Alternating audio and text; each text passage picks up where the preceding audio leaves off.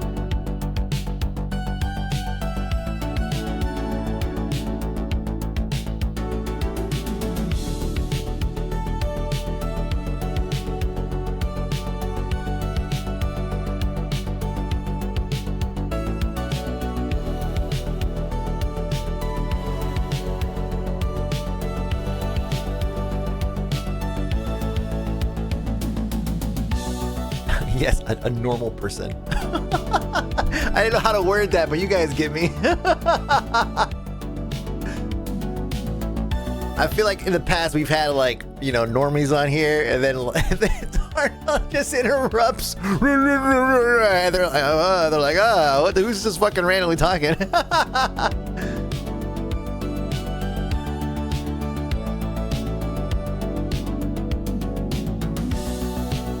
But yeah, I didn't really think about think of it as like an interview stream. I guess it kind of is. Like, he does the bulk of the work and shit. We'll talk about that. But I just realized something. Like, I don't like whenever him and I chat, it's always voice, and I hope that's still the case today because I don't have a good setup for like side by side videos and all that shit. So I might have to. It's like if he decides to turn on his camera, then we're gonna have to wing that shit. All right, so bear with me if we do. I'll whip something together real quick. All right. Hey, thank you so much, Saint Lasher. Appreciate that. Thank you. 3 months, yo. Dang. Prime let you do it ahead like that. That's crazy. Victor, also thank you. Yeah, we're doing it live. I mean, like the expectations that we're gonna do. We're gonna just chat. You know, just like get on voice, get on whatever, and just chat it up. Oh shit, I'm out of water. I'm gonna go get some water in a second.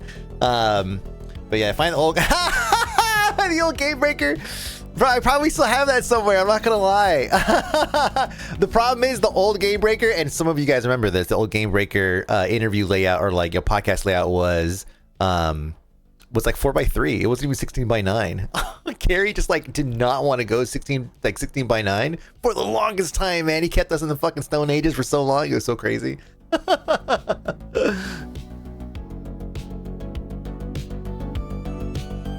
gonna get some water real quick. I'll be right back. Try not to pass out on stream.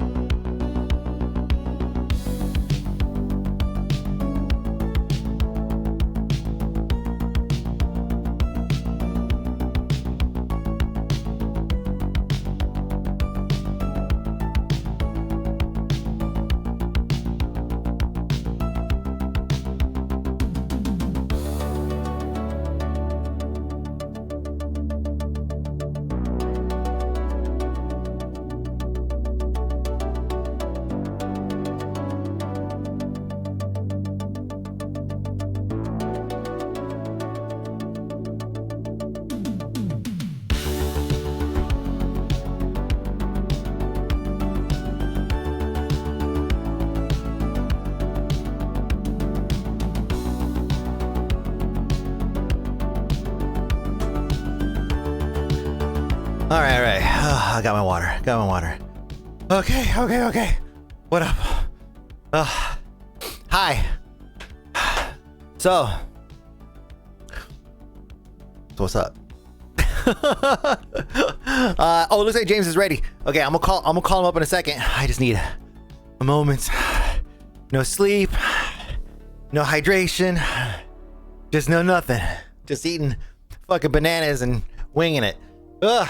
No fancy interview suit. Bitch, this is my nicest shirt, all right? Don't even fuck with me, all right? I dusted this off for as a special occasion shirt, all right? You're up 2 stairs? Man, it's like 20 stairs. It's like 20 stairs, okay? Serene, make Mike work by opening a video. He probably doesn't even want to be a fucking video, all right? You think my backdrop's a mess, man? This guy has been fucking coding nonstop for the past fucking 24 fucking days straight, man. Like, dude's got not sleeping at all. He's probably got fucking burger wrappers and shit all over the place. You know what I'm saying? Just Diet Coke and fucking burger wrapper cans and all kinds of shit all over the place. Want to do hype mode release DVD VHS? Woo! Have you seen Pantheon? I just finished it last night. I have not seen Pantheon. But can we get back to DVD Survivors? Can we get it?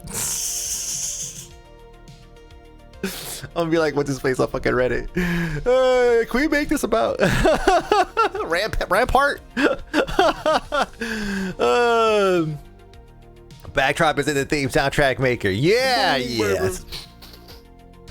I hear wishes the game increases your karma and makes a Pharaoh reincarnation more likely. Don't quote me though. For real, that sounds fucking true. That sounds true. Actually, that is true. As a matter of fact, that is true. Back to Rampart. You got it. All right, guys. Okay, back to Rampart. All right. So, he said he's voice ready. I'm not gonna introduce the game or all that shit. We'll do it. We'll do it with him on because, like, you know, he's the fucking man. So, we're gonna bring him up and everything.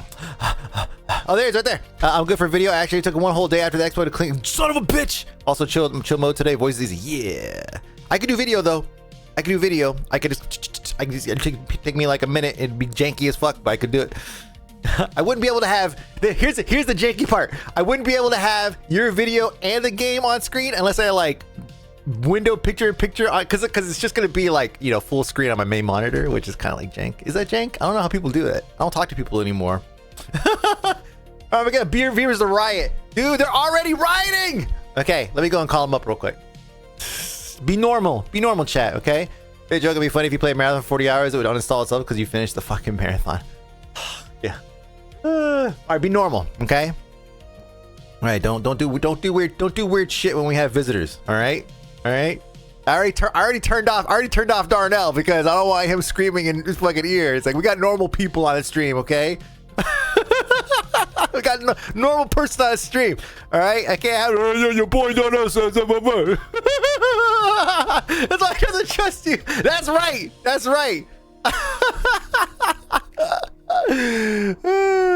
All right. Let me get him on. Here we go. I'm gonna get him split to the appropriate channel here too. Hey, bruh. Okay, can you hear me? I can hear you. Yeah, I can hear you. What's up? I had to mute your stream, so I'm not gonna be able to hear your music or anything else. I'm okay. just gonna hear you. It's like the radio. You know, it's like, can you go ahead and turn on your radio for me, please? Right. All right. Okay, I think I got you changed over to that. So speaker there. Give me a more mic check. Mic check 1 2. Yes, it worked. Okay. First question. What is the god damn it, Serene. What is the estimated TTP? You know what that is? It never mind. Yeah, it's I have some calculations and we have a bunch of playtesting. Okay. And I don't want to project what I think is going to be the playtime because we need some really, really good public feedback. Oh, okay. Some of my calculations are pretty high for the really high skill ceiling stuff that we put into the game. All right, cool. All right. Thank you, Serene, for the questions. Okay, so Okay. All right. So They're joking with me. I get it. I thought it was. I wasn't sure. I thought it was. Yeah. No. I thought it was total time played. I thought it was Total basically oh, the game yeah. hours played. So yeah. See? So if they're messing with me, They will. They will. They will. oh yeah, I need to get the Steam link. Steam link is in that.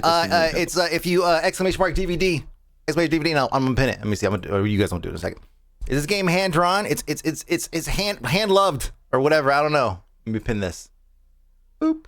There's no AI art if that's the question. Right. Yes, and that's something that's important too. There's none of that shit in there too. Manually open and stream. Perfect. No generated sound effects, no generated artwork, no generated music, nothing. What's crazy is like, so first of all, this is James. He goes by Coors Warrior. James, thank you for bringing me onto this project. I should also thank Crane. Crane played a big part in that too. Crane did the artwork for one of my previous albums, so he was forced, unfortunately, to listen to one of my collections of music over and over again, and he was like, you know what, I'm gonna make this other guy suffer too. And so he recommended me to you, and then you reached out to me, brought me on board, and then we were working on other stuff, and then you were like, hold on a second, we're shifting gears. I got this crazy idea, and then you hit me with DVD Survivors. Yeah, well, we're not abandoning the other two main projects. Obviously, of course, those are main, but this was too good of an idea to just iterate on. Mm-hmm. Yeah. Oh yeah, absolutely. Do you want to talk about what the timeline is here for this? In terms of for development time? There's nothing that I'm going to hide. This will be totally transparent.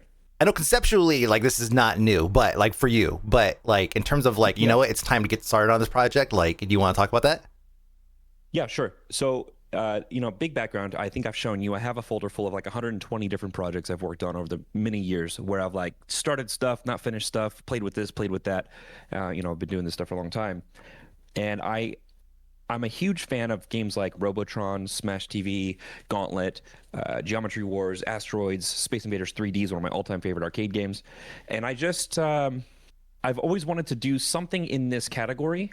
And so I have tested a bunch of combat systems, weapon systems, level up systems, and things. And when when Vampire Survivors hit the scene, it was kind of like an oh shit moment. We're that was the obvious next step in this whole category of games. And I've watched all the different ones that have come out. I'm in love with so many of them. And the thing is, though, I'm actually not a great gamer. I'm super unskilled. I love making games. WoW, I love playing games. He plays WoW. I mean, yeah, I'm a keyboard turner and a clicker. Sorry. No, not really. You'll recognize some hotkeys in here. I'm a hotkeyer. But anyways, watching the Survivors scene, I was like, man, there's something here that could be unique and novel.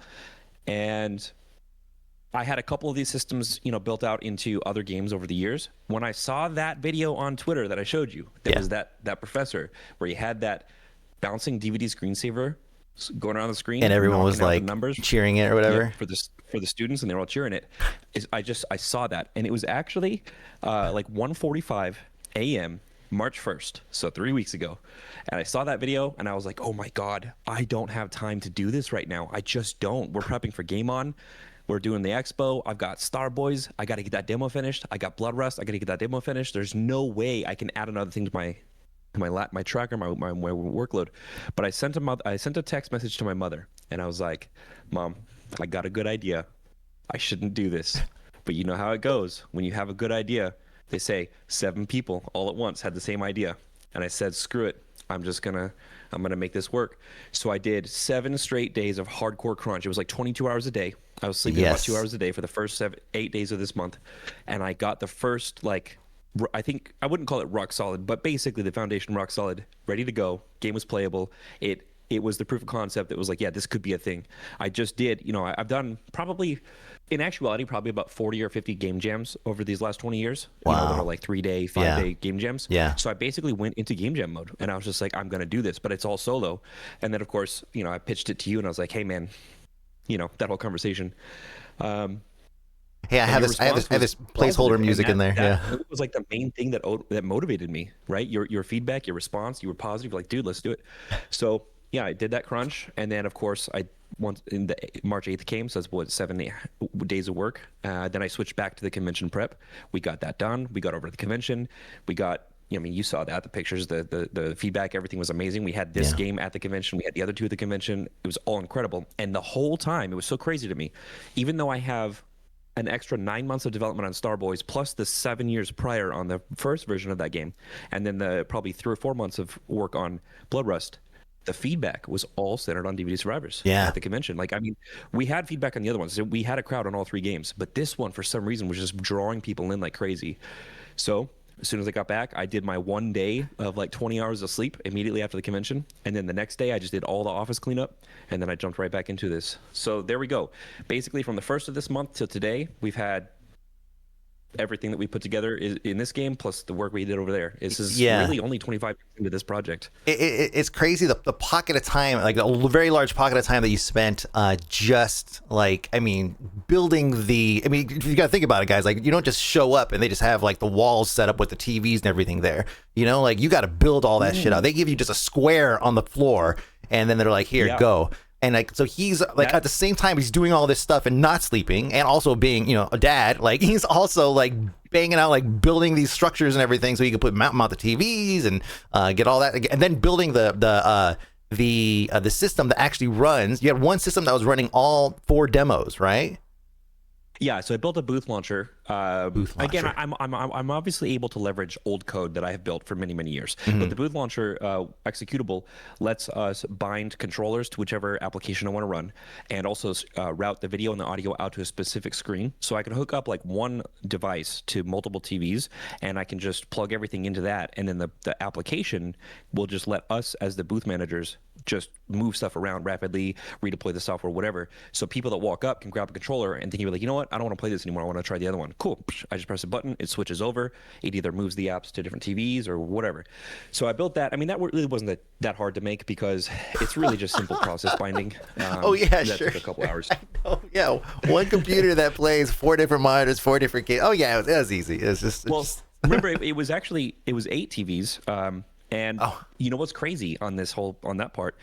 When we were prepping for the convention, of course, we built out the whole booth thing, and I did the testing here in the office, and it took 2 months to build that stupid structure. But I was like I was calculating down to the watt, like how much power are all these devices going to consume at full throttle. What can I afford to pay for? Because it's freaking expensive to pay for electricity and Wi-Fi and everything at these convention halls. Really? So I purchased. You had to pay for electricity there too? Dude, it was it was $400 just for the electricity for the booth.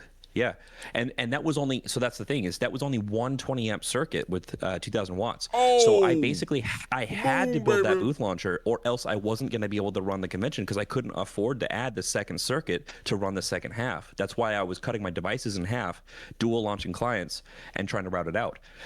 But I'm just going to say that when I got there, I worked out a deal and I got the double circuit, the extra circuit. So we actually had the extra headroom, and I brought all these extra devices. So we actually had extra devices there. It really helped us out. Well, we were basically like, you know, we had support in every direction. We had the booth launcher in case we had to run multiple games on one device. We had extra power. Like, everything worked out just flawlessly. Everything came together so beautifully. That's so wild. I truly had no idea that you had to pay for power on top of everything else there. I figured it was just one of those collective things. Yeah, everybody's like built into the price of getting the lot there, you know, and collectively everybody would pay for stuff. But wow, you pay for everything. You pay for the branding, you pay for the booth position, you pay for the power, for the Wi-Fi, and then of course you know, just some of the other stuff that happens when you're dealing with the people in those environments. But you know, it's all good. Hey, Game On Expo is incredible. Those event organizers are amazing. I've attended many conventions over the years, and honestly, straight up, if you guys have not interfaced with Game On Expo, they are some of the best in the industry. They're so friendly, so nice, so easy to work with. Genuinely, cost is just nature of the game, you know, because they got to pay for stuff too. They got to pay all the licensing, and they got to pay the actual like convention hall themselves, because it's 2 separate businesses. They're just licensing and renting it out. Yeah, Armor Lord says, "Hi, dang, my body hurts just thinking about when it could have survived that amount of crunch." So hats off to you for that. And honestly, like, me too. Like, I mean, I'm here for the past 3 weeks, especially, like, every day, and I see online. He's like posting stuff in like random shit in his Discord and everything. Like just constantly going at like weird hours of the day. I don't know how you also manage to do all of your dad's stuff, because I know you disappear for that at times. Let me answer that. And, Sure. and this is an important one to point out. My wife is fucking amazing. She's killer. She's an incredible mother, an incredible wife, and she is literally the plinth here. Without her, I did not have the foundation to stand on. I'd be standing in sand. We have, the 7 children. She's pregnant, so we have it's our stepchildren, my stepchildren, her stepchildren, our blended family. But without her, there's absolutely no way.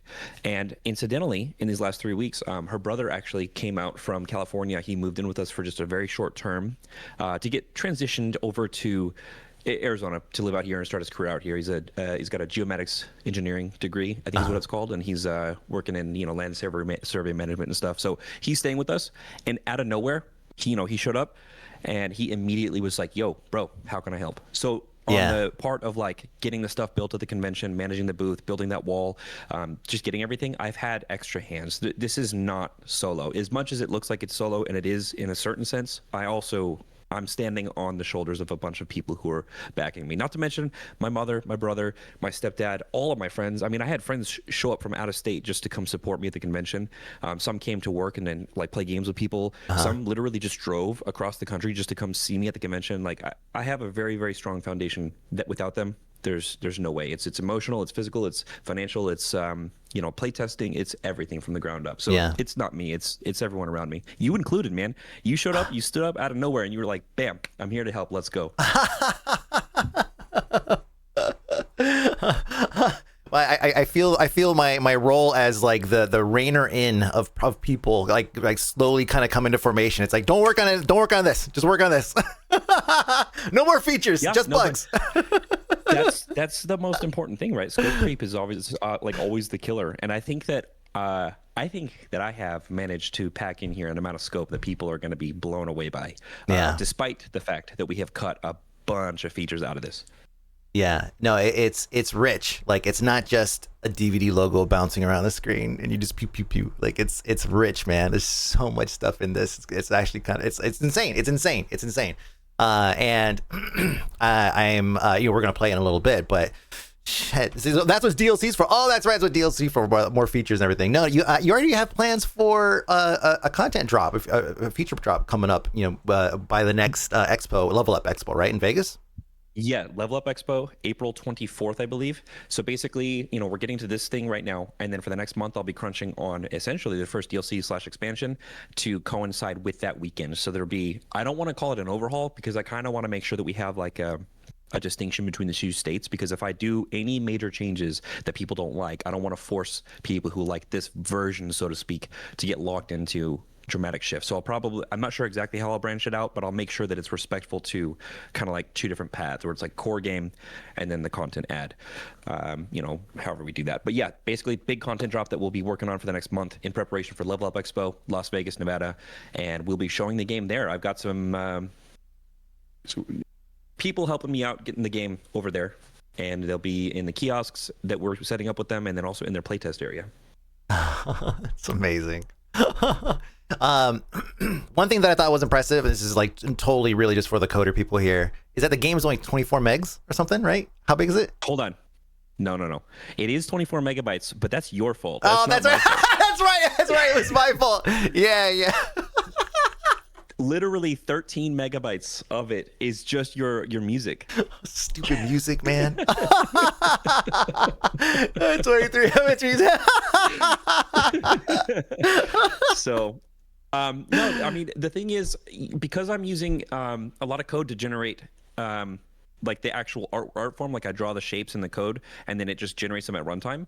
That saves asset space, right?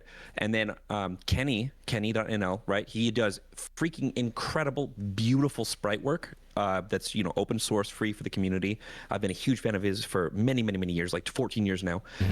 His work isn't just good looking, it's incredibly well optimized. The size of those files is so tiny and so easy to integrate. So for example, all the key binding stuff, the controller binding stuff, the glyphs, the icons, that's all from Kenny. All props to him. They're beautiful. They look like they were designed for this game. They weren't. They're universal. They're free. They're open source. That's amazing. So go check out Kenny.nl. Obviously, if you're interested in game dev, go check out his work. He will support anything you want to make. That's wild.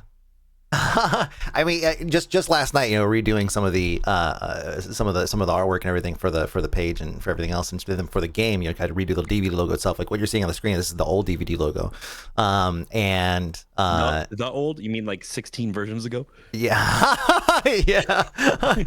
And I give him the new file, and he's just like, oh, it's 26 kilobytes or whatever. Like it went up 2 kilobytes. It's like, damn. It's like, shit. I mean, I'm hyper conscious of that for many reasons. But first, I want to say this. Your work on improving the DVD logo, I think, is an absolute game saver, because you took my vision that I started with and you polished the heck out of it into something absolutely beautiful. So thank you for that. Oh, man, of course. You nailed it. Of course. That's the first thing. The second thing is I'm hyper aware of like these kinds of things: optimization in memory and optimization in storage, 2 different tracks. I'm frustrated, man. I'm a gamer. You're a gamer. You see it when I go download Call of Duty and it's 120 gigabytes. 120 gigabytes. It's exactly. Beautiful, whatever. But it's like, come on, man. What are we doing here? Especially look at the prices of RAM and the prices of hard drives and SSDs and everything right now. We can't afford this. So, I mean, my goal is basically, in anything that I'm working on, to make it as respectful of the person picking it up to play it as I possibly can. And I don't mean just the gameplay, but I mean everything. I don't want to waste your space, waste your storage, or anything. Like it's across the board. When people go down the list of, like, they sort their games by like the largest, you don't want to be anywhere near the top. You don't want to be like a Call of Duty or a Satisfactory or something like that, or even like Space Engineers. Space Engineers is like 40 gigabytes or something like that. It's like, you don't want to be up there. If I'm not at the very, very bottom of that list, I have completely failed. That's basically my only goal. Games need to be able to run on hard disk drives with 4 gigabytes of RAM with current prices, and I believe this probably would. What is this? It says. Oh, go ahead. Well, that's questionable. I haven't tested yet I have an old ThinkPad from like 2002, 2004, something like that, that I like to test games on. I haven't tested this one over there, so I need to spend some time getting this over there. I'll run it on an old Gen 2, on an old Slackware, on an old Windows XP. Like, I'll test it across the different distros later. Right now, I haven't had time to do that. I also have like a Lenovo Y510 or something like that from like 2006 or something. I should probably. I think it's got the nipple on it, so I think I gotta get that fired up and try to test it on there too. Yes, that's hilarious. Get some grease, get it ready to go. It needs to be able to run. Yeah, even in my WoW directory is 142 gigs now. Yeah, isn't it crazy? It's totally true. Like everything eats up so much space. So yes, he's very, very mindful of the size of every component that goes into it. Is very it needs to be streamlined to the best of the ability. I noticed too, like we were talking when I was talking about, I love how there's the windows and stuff like that pop up and all that, and you're like, oh yeah, it's all generated. It's basically made there in real time. Like all these ad windows you see right here on the screen, like these are all generated by code. And so it's like, oh shit, of course, like you're literally building out windows in like dialogue screens and windows and everything in this game for us to shoot. Well, the thing to be aware of, I mean, you just look at the screenshot you have right there with all those little ads. It's just a blue rectangle, a white rectangle, a green rectangle, a red square, an X, the word ad, the flashing text, and then the outline drop shadow, which is itself not even drawn code. But anyways, that's all it is, right? So if I just define the squares, define the X's, and then just draw them on a rect on the screen. It's generated by code in runtime. So that's part of what lets the instantiation and the instancing be so robust. That's why I can have multiple thousands of particles on screen at once and entities on screen at once and have no issues. Multiple thousands of particles on the screen at once. And to answer the question before is like, can this game be weaponized against people with epilepsy? You can control the flashing and everything. So actually, you put a bunch of sliders in there. You got bloom, you got the curvature, the chroma. You have I think you have obviously flashing. You have screen shake. It's like it's one of those things where like when you go through your settings, you want to know that the thing that you're looking for is there. Oh, I don't like this part. Well, guess what? There's probably a slider for it for you to adjust in the settings. So it's not just screen effects off on, right? It's very well thought out, which I think is important to gamers as a whole. You're saying this is a stream killer? If it's not a stream killer, then I don't believe that it's a good survivor like.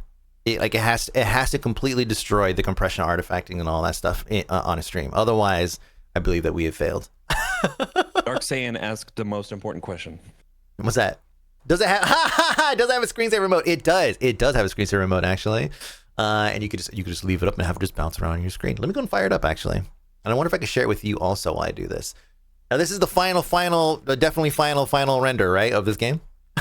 Is that 0.7.3? Yes. Okay, that is the final pre-release release candidate that we're pushing through Steam. That's on Valve right now, ready for me to hit the green button. All right. And you're gonna find bugs, probably, right? I mean, we play tested, you've seen, but as soon as you get one, just tell me, and I'll start pushing out patches immediately. Okay. Yeah, you're gonna see it too. So let me share my screen with you, so that way you can follow along and not have to worry about the delay here. Let's see, share screen. You're just gonna get like a shitty version of the screen though. Let me see. That's fine. Can I make it even shittier? Maybe it's all right. Let's see, stream quality, 30 FPS, 720. That's pretty bad. To keep your stream up, don't worry about it, because the latency is not too bad.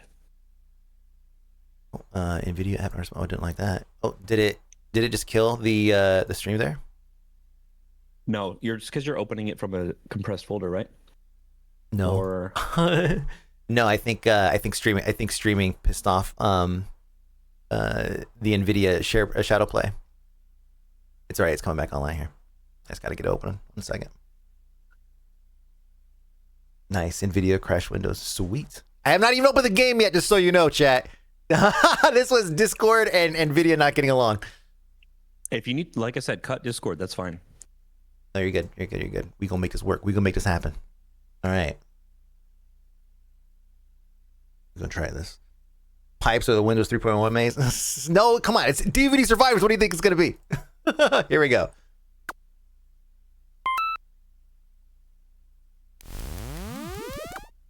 DLSS 5. We've got the FBI warnings and all that stuff too. Do not do these things.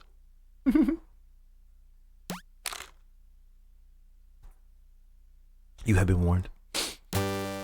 Now, you can still see, right? Yes, I can. Nice. Hey, it's working. 23 megs with that video intro too. Yeah. Yeah. That's just crazy. Okay. So, let me see. I'm going to pop into the DVD Survivors here. We're going to show you the screensaver. We have that up and running. FBI warning in the UK. We like, hell yeah, whatever. Don't worry. We'll make it work regional based for you. Hey, patch note number 1. Let's go. All right. So, I already have, I think, some money unlocked and everything like that. So we're going to go in with just what I currently have. I have my laser pointer. I do like the laser pointer, but there are a couple weapons I do have unlocked. So I have a pixel bolt. I'm going to lower this a little bit. Scan line, color cycle. Although I think, do I have? Hold on a second. Let me, I think I have the music turned down because I was recording some footage. Gotta get the music up, man. Not a corner hit. Oh, we're gonna get there. And just since we're in here, I go and show you guys. You know, there's the video effects, the effects, and everything I hear. Barrel warp, all this stuff. I'm gonna go and just reset the effects just to get it back to normal. And then we're good. Let me see. Punch. What does the punch do? Oh, that brings that out. So yeah, you could really go ham on these things and have it set up however you like. I'm gonna pull this down a little bit just for screen, just for compression artifacting. Trying to get DMCA from. Is that Sony logo on the DVD and the intro safe to keep in? Oh, that's a great question on the DVD player video, huh? I will take a look at that. Yeah, I don't know. I mean, it's just a video, right? I don't know. Yeah, huh? The DVD logo like randomly spawns. It starts moving, and this one just randomly just starts spawning along the bottom now. Look at it. Boop. Whoops. That's no good. It'll eventually make its way out. It'll be fine. Post edit to Boney. No, there's plenty of that in here too. All right, so let me see. Primary continues. Look at the very top right there. Very top left. Oh yeah, right here. Doubly digital. So we're aware. There's awareness is up here. Click that disc in the top right. Okay. Oh, yeah, that was it. Keep that on. Okay. Let's see. Set up screensaver and all that stuff. We'll come back to that stuff later. Doubly has been given a sock. It is Dark Saiyan. It is. Thank you for recognizing. All right, so game's getting warmed up here.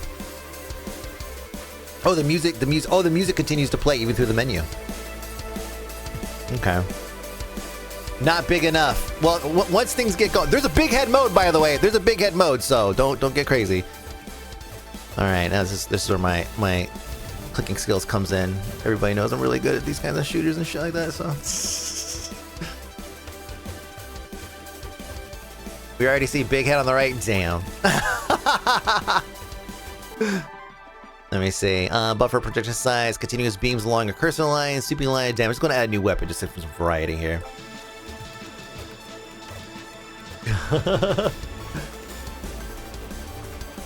Now, it's like a pin game. It's because you chose the laser pointer. I want to make that context. Yes, yeah. I chose the weapon I chose. It auto fires at your point, and let me see, sweeping line of damage, and it, yeah, it just makes it easier, so I don't have to click as much. But then you get to the later levels, and you're like, I should be clicking more because I'm getting my ass kicked. Yeah, there are 62 weapons currently integrated. That's one of many weapons. Yeah. Let's see, Orbital Color Cycle. Color Cycle is actually one of my favorites too. I like this one. This is just to have like the holy Bibles that float around you in Vampire Survivors. I like that. By enemies here. And also another thing too that you show me, which I like, is that you can pause the sim and you can hover over each item, each enemy, and it tells you what it is, how much damage it does, how much health it has, the speed, all that stuff. Standard encounter. And one thing you told me about the way that the way the enemies interact is that they're not all like just constantly just moving towards your current position. Some of them have different behaviors. Some of them will try to predict where you're going, and some of them will, like, what are some of the other ones that you told me about? Yeah, there's all sorts of formations, grouping. They have kind of like an emotional state where they, you'll notice the little like emotion states that pop up. If they get hit certain thresholds, they'll like get angry and charge you, or they'll get scared and run away. There's the boss behavior that causes them to group up. All sorts of unique per enemy type ways that they behave too. And there's like basically a library of emotional states and behavior states that they navigate between according to who they are. This is like Wreck-It Ralph, you know? It's like everything here has a personality. Acid Rain, yes, you can completely disable the CRT effects. Oh yeah, absolutely. Let me just show you actually. Let me go through here and just show you guys the flexibility here. We're gonna go ahead and we'll redo barrel warp, CRT effects, turn it let's see on low, bloom. I mean you can make it pretty basic looking if you really want. It's gonna look pretty ridiculous, but you guys do like this. On the slide, yeah, it does. Screen shake, we got a little visualizer, we'll leave all that, basically all that stuff there. Okay, cool. And it gets and yeah, there it goes. So it's pretty clean. I'm very clean actually. If you don't like the barrel warping effect, I'm a big fan of that. I'm playing a rally game right now that has that old like scan line and barrel warp and all that stuff, and I really like it. Like, it just makes me feel like I'm playing like a PS1 game. Is there a be kind or want enemy buff or whatever? There's a lot of themed enemies. What was that? I think last was like 120 something. How many enemies do you have total? Yeah, it's right around there right now. Mm-hmm. And then I have a library of essentially just memes, right? Jokes, references, whether they're pop culture or whatever else. And my current list is of 465 in my spreadsheet. And, I'm trying to add more as I get time. There is also the ability to, if you look on the right-hand side, there's the damage and defense. You can kind of make out what those numbers are. Damage is damage 35 and plus 35, and then defense minus 25. So I could scroll using the mouse wheel. I could scroll from and adjust how much speed I get, how much damage I do, and how much defense I have, depending on if I'm the top or the bottom of that graph. And I likened it to Stance Dancing because he plays WoW, so yeah, it's easy to kind of liken to those kinds of things, and it's great. Like, there's a lot of times like my health will get low. Like right now, my health is at a little under half, and so it's like, okay, maybe now's a good time to go and just whip it down real quick, slow it down a little bit, and just kind of clear up area around me. Maybe do a heroic leap and just kind of damage all the enemies around me. A little stomp, a little jump. Let me see, damage late game from effects, projectile count, we can increase this here. There we go. Hopefully there's a boss that says, I'll be back, and comes back and fights you again. We're taking notes for content updates. Thank you. Let me get my leap here. This is like the longest I've lasted, by the way, in a while. I was getting my ass kicked earlier when I was playtesting. I was like, oh god, I'm feeling the pressure of chat right now, so. Oh, damn it. Why did I say something? Hey, you gotta see, right? You almost passed. I gotta see. Yeah. Yeah, so let's do another one. Let me go continue. I'll actually go do some upgrades here.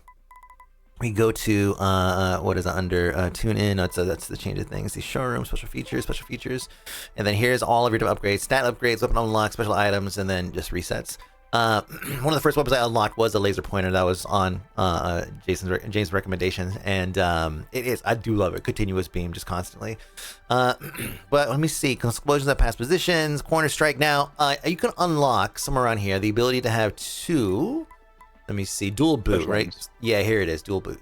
2 weapons to start with. So you start each round with three chosen weapons. Oh, 250,000. Okay, that's gonna cost me a little bit. I see scene skip. I see Q level 2 prompts. 2 level prompts at the start. 2 XP for 15 seconds at run start. Oh, that's kind of cool. Let's try that. And that much money. Okay, I got some money here. Y2K bug. I know. There's lots of references. It's so good. Let me see. Dash damage, magnet, XP, fire rates, area, max HP. Oh, so where do I even put some of this stuff? Let me see. Put some in here. Pickup range, Wi-Fi antenna, motherboard, all stats. Oh, it's kind of like that. Okay, but let me put some more in the fire rate. I want to be PPUing. There we go. All right, weapon unlocks. Let's see. Degon's wave, expand negative pulse, chain lightning bolts. That sounds cool. We'll get that. All right, but now I have secondary slot. We'll try static discharge, and then on the primary slot, instead of the laser pointer, try something new. Let me see. Something that hasn't seen. We'll color cycle. So there we go. And then let me see. The scene select. No, scene select is the. Yeah, this is where you go through the different tiers. So we're playing on tier 1 right now, and you can unlock. Yeah, win on V1.1 beta. You can unlock all the way down to tier 20.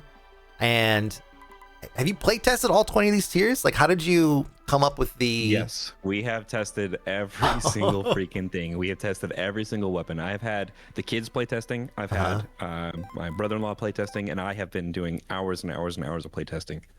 Oh man, I have we're gonna speed up the simulation here to get into these guys. And that's a bespoke feature. That's part of the game. You can just speed it up if you like to play that fast. I like to play at 4x speed. At 4x speed? It's a fast way to die, man. Thanks. Like I said, high skill ceiling. Here, I'll speed up a little bit. Color cycle, sweeping line of damage. Another new weapon. No, I'm just gonna keep it simple. Get my orbs up. Gotta love a dev that does his own bug testing. Oh man, the amount that goes in. Not to mention, yeah, you got the 7 dwarves, so it's like you got kids to sit there and play test some stuff for you too. They probably come across some bugs for you. Are they pretty good at filling out bug reports and all that? They're not, but what's really great about having kids from like 8 to 16 is they have very different ways of approaching the game, and so I can watch them play, and they will definitely find stuff that's like, what in the heck is that? It's amazing. Yeah, let me see. Damage, the playback. See laser pointer. You know, it's funny. Like I was so focused on the music aspect of it that I wasn't really playing so much and play testing. I was just basically playing a couple runs, recording it, and then looping those sections in, in whatever, like VLC or something like that, and then just having that playing on the second monitor while I sat there and like wrote music and everything. So when I sat down to actually play it, I'm just like, oh shit, man, I gotta get good. Like, I'm not getting to the final boss moments or anything, you know. Although there is one kind of loophole that I found, and I already told you about it. You can kind of steer your DVD. Well, don't mention it. Okay. I haven't fixed that yet. So okay. Yeah.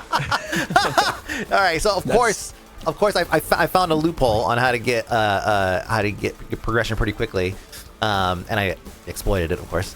And so I finally got to see the final boss. I was like, yeah. Hey, it was an exciting run, though. Hey, it's on my hot list. I just haven't got to it.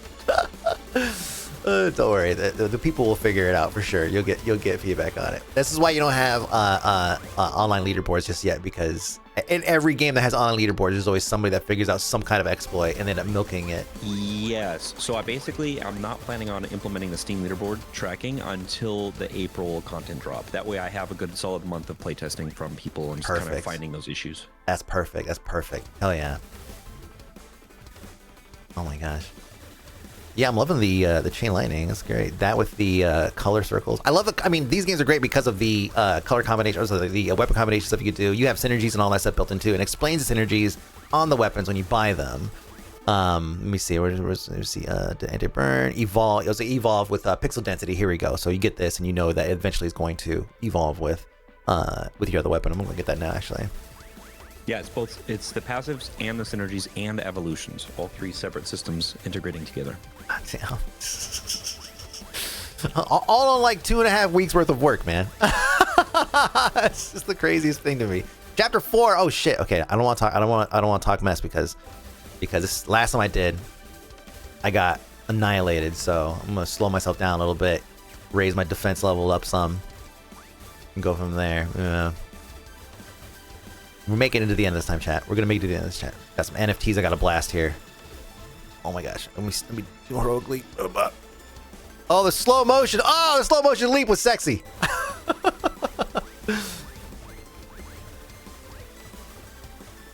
While you're playing this run, I'm gonna go ahead and hit the release button. You think we're good? Oh yeah, let's do it. Let's do it. Let's do it. Chat, the link is at the top of chat. Please go check it out. Please hit the wishlist button. Please, please buy it, Color cycle orbital. Yeah, there we go. I can't wait to see some of the feedback that people have. Like I sent it to a buddy of mine, and he was, he's an opinionated fellow, and his feedback was fantastic. And so I was like, oh shit, okay. I was like, oh hey, all right. Buy more music, yeah. So in this game, I have right now just 2 tracks. But they're complex. Like most of the time, it's like, when you write a jingle for something, it's like you only have like a few motifs.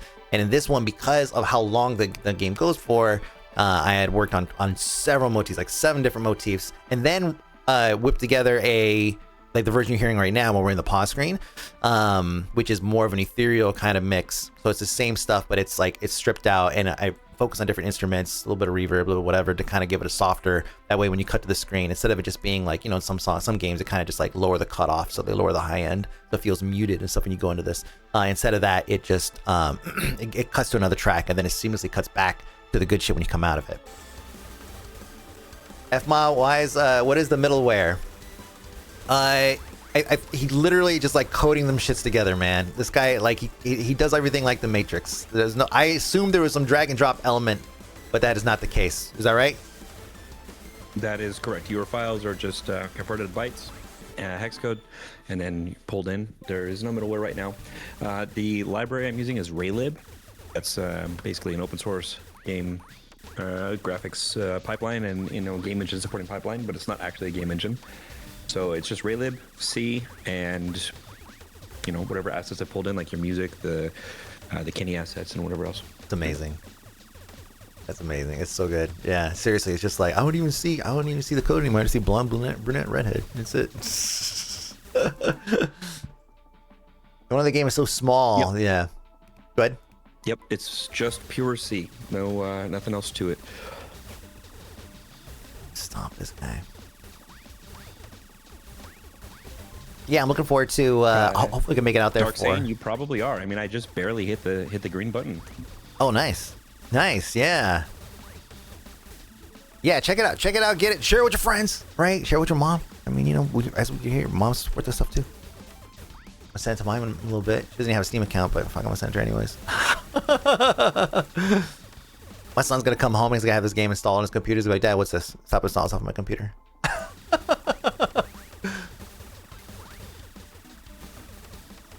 Oh man, where am I? I'm on chapter what? Oh man, okay. Oh, now I got hyper focus here. Where are the bosses at? Hold on, let me pause real quick. Let me see the algorithm. Which one is that? You? That's Interweb Explorer. Interweb Explorer. It's awesome. Boom. Chat PBT. I love it. Big Max real. Okay. Well, I guess I'll just blast everything then. That was Evrios.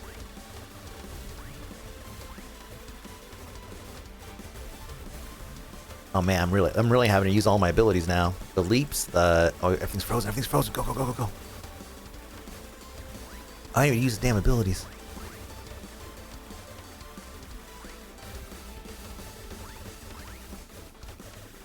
Internet Explorer, see you later. Or whatever it's called. Is there a congratulations you one ad that would scare the shit out of you when a browsing site just pops up in the middle of the screen? Oh, what the heck? Your trial run has expired. What? Killed by a crypto crash. Oh, how too real. Oh man, 5 minutes 42 seconds. Oh, okay, well that was pretty good. That was a pretty good run. I bet into the DRG survivors. Well, you should check out this survivor, man. I got rug pulled. Yeah. Yeah, an 11-year-old pulled that rug out from under you. A scan line. Oh, my scan line did 0% damage. Okay. Doesn't seem right. It was only level 2, man, because the other one, look at level 8 static versus level 2 scan line. 1,000 damage, man.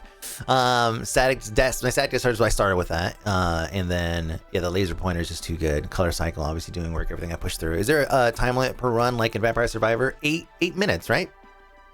Yeah, so the very first level is 8 minutes, and then it scales from there in the difficulties. And there's a little bit of a leeway after the boss section right at the end where you can clear up the screen. If you don't kill the last boss by the end of the run, he'll go away, and you can still clean up and collect your points, but you don't get the unlock.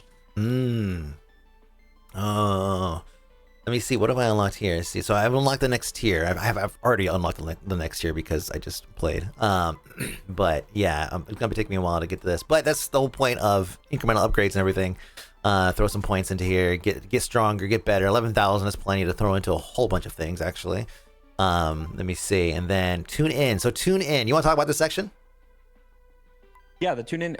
It's basically just run modulation. Right? Like, let you tweak it. So there's bonuses for accomplishing challenges, and it just changes like what spawns, how frequently, just little changes to the run. Add some complexity and rewards you for doing certain things. So if you click through on like the feed guide, it'll tell you, right, some of the challenges and some of the benefits, but you just choose how you want to modulate the run. The very first level cannot be modulated. You don't tune into a channel. But once you get to the beta and beyond, you can just tweak them. Oh, so you mean like my current scene? I don't get I can't so go back. Yeah, so 1.0, it won't tweak. Right? Okay. So it's only for beta and higher. I see. So beta and then tune in, and now I can go ahead and try some of these things. So I can make an already difficult run even more difficult. Yeah, it is more difficult, but you get more rewards. So more rewards, yeah. The bites. I'm attempting to make a little bit of a grind, right? Somebody earlier mentioned, Diablo. I'm a massive Diablo fan, right? And Path of Exile and everything else. So like, just the ability to kind of control like how your gameplay is a huge thing that I love. Yeah, let me try this. I got it on. Did it save it? Let me see. Tune in. Yeah, it looks like it did. Bootleg feed. So I'm going for that 14% boost. Right, is that what it promised me? See, bootleg feed. Yeah, 14% boost in bites. Boost in bites. Jeez. Oh yeah, I didn't show the showroom and all that stuff. Jeez. So yeah, we should go some of this. This is the bosses. I've seen 12 out of 35 bosses. And you click through them and it'll just show you what they are, and you get a nice little graphic that shows what they look like, which you can appreciate some of this generated, like actually created on the fly, from code that he's written. I mean, this is so amazing. So no PNGs and no none of that. Let me see, DVD scratch. Oh man, I guess I have seen this guy. Yeah. Oh, I cheated to see this guy though. I remember this one. Jesus, you gotta dodge all those lines, guys. We got a game over here. Yeah, incremental games, scratch an itch in my brain somewhere. Something about the consistent progress. Yeah, that is definitely blowing up right now for sure. Lots of bosses I've not seen. We're not making an announcement yet, but we do have an incremental being worked on. Oh. Do I know about this one? You do know about this one, but I don't want to. I can't. Okay, gotcha. I got you. Yeah. No, it's fine. It's fine. He has so many projects that he's working on simultaneously that it's hard for me to decide which ones are like, which ones are what. Hold on a second. What is Nuisha, what you got? Let me see. I want to actually we could just do that. Nuisha, we could do that for sure. We appreciate it, but we could do that. You want to do some like giveaways? I don't really have a mechanism for doing giveaways. I was going to throw them in the chat. Can we do something like that? Yeah. So why don't you, however you want to do it? I don't want to just throw them in chat. I don't want to get in trouble with Valve. But if you want to have people hopping in the Discord, send me a DM. I have a pool of keys. If you want to tell me who to send them to, perfect. I'll send them over. Yeah, let me get your Discord link here. Let me see. Invite a server. Let me see. Copy server ID. I don't think that's it. Invite a server. Let me see. Search for friends. Copy Discord link. Yeah, let me get that. There we go. I don't know how to pronounce your name there. Sarah Ann or Carrie Ann? Serene. Serene. Okay. So it's not infinite scaling, kind of, and it is infinite scaling, kind of. I don't know how much I should really say on this part But I'm gonna be honest, right? Like we're all gamers. We've played games. We know how this stuff works. The game does cheat. There are certain scenarios where it cheats. So the scaling lets you get really, really powerful, but certain things are forced to work correctly, despite what you might do. Huh. We will break it. Hmm. You see, is there? So I've got a bug channel on the Discord. If you are having some issues, let me know what they are. I'm going to be basically here for this whole week doing hot fixes and patches and updates for whatever it is that we're seeing. Mm-hmm. If you can describe it in chat right now without even sending a screenshot, I can just start working on it while we're on the stream. Yeah, it's okay. Like, we'll get them into the Discord. You want to get him? We'll get him in the Discord. Get Discord, please. Yeah. I've got a bugs channel, a bug reporting channel here in the Discord, ready to go. Yeah. I just put it up there. Dr. Rick, just a couple messages above yours. I put it in there. You can check it out through there. Join up and then check it out. There's the DVD Survivors channel. There's the DVD Survivor Bugs channel. And there's a bunch of other games. You see a bunch of other games I'm working on. Star Boys, Blood Rust. And those I named those two because my hand is sort of in that pot too right now. The VS devs thought nobody would deal with the Reaper that insta kills you. Then we wedged his ass into a bookshelf. Yeah, that's right. Yep. Yeah, here we go. It shows all the different weapon types and everything. Yeah, that's right. The scan line. Okay. Yeah. I've gotten the weapons mixed up of which ones are mine and which ones are the enemies sometimes. But yeah, that's right. This thing is pretty weak initially, and I have had this thing juiced up, and it does get pretty insane. All of the money. Oh, You snap. can flip through the little arrows there on the top right. You can see the different states. Oh, really? Oh, shit. That's rad as fuck. Hey. Nuisha. No, thank you so much. Furious Furball, thank you so much for that dono. I appreciate it. It's gonna go right into game dev. Thank you so much. Thank you. And pay for some of the keys. That's rad. Oh, this is awesome. Level 1, it's level 2. Let me crank it up here. Max. Let me see.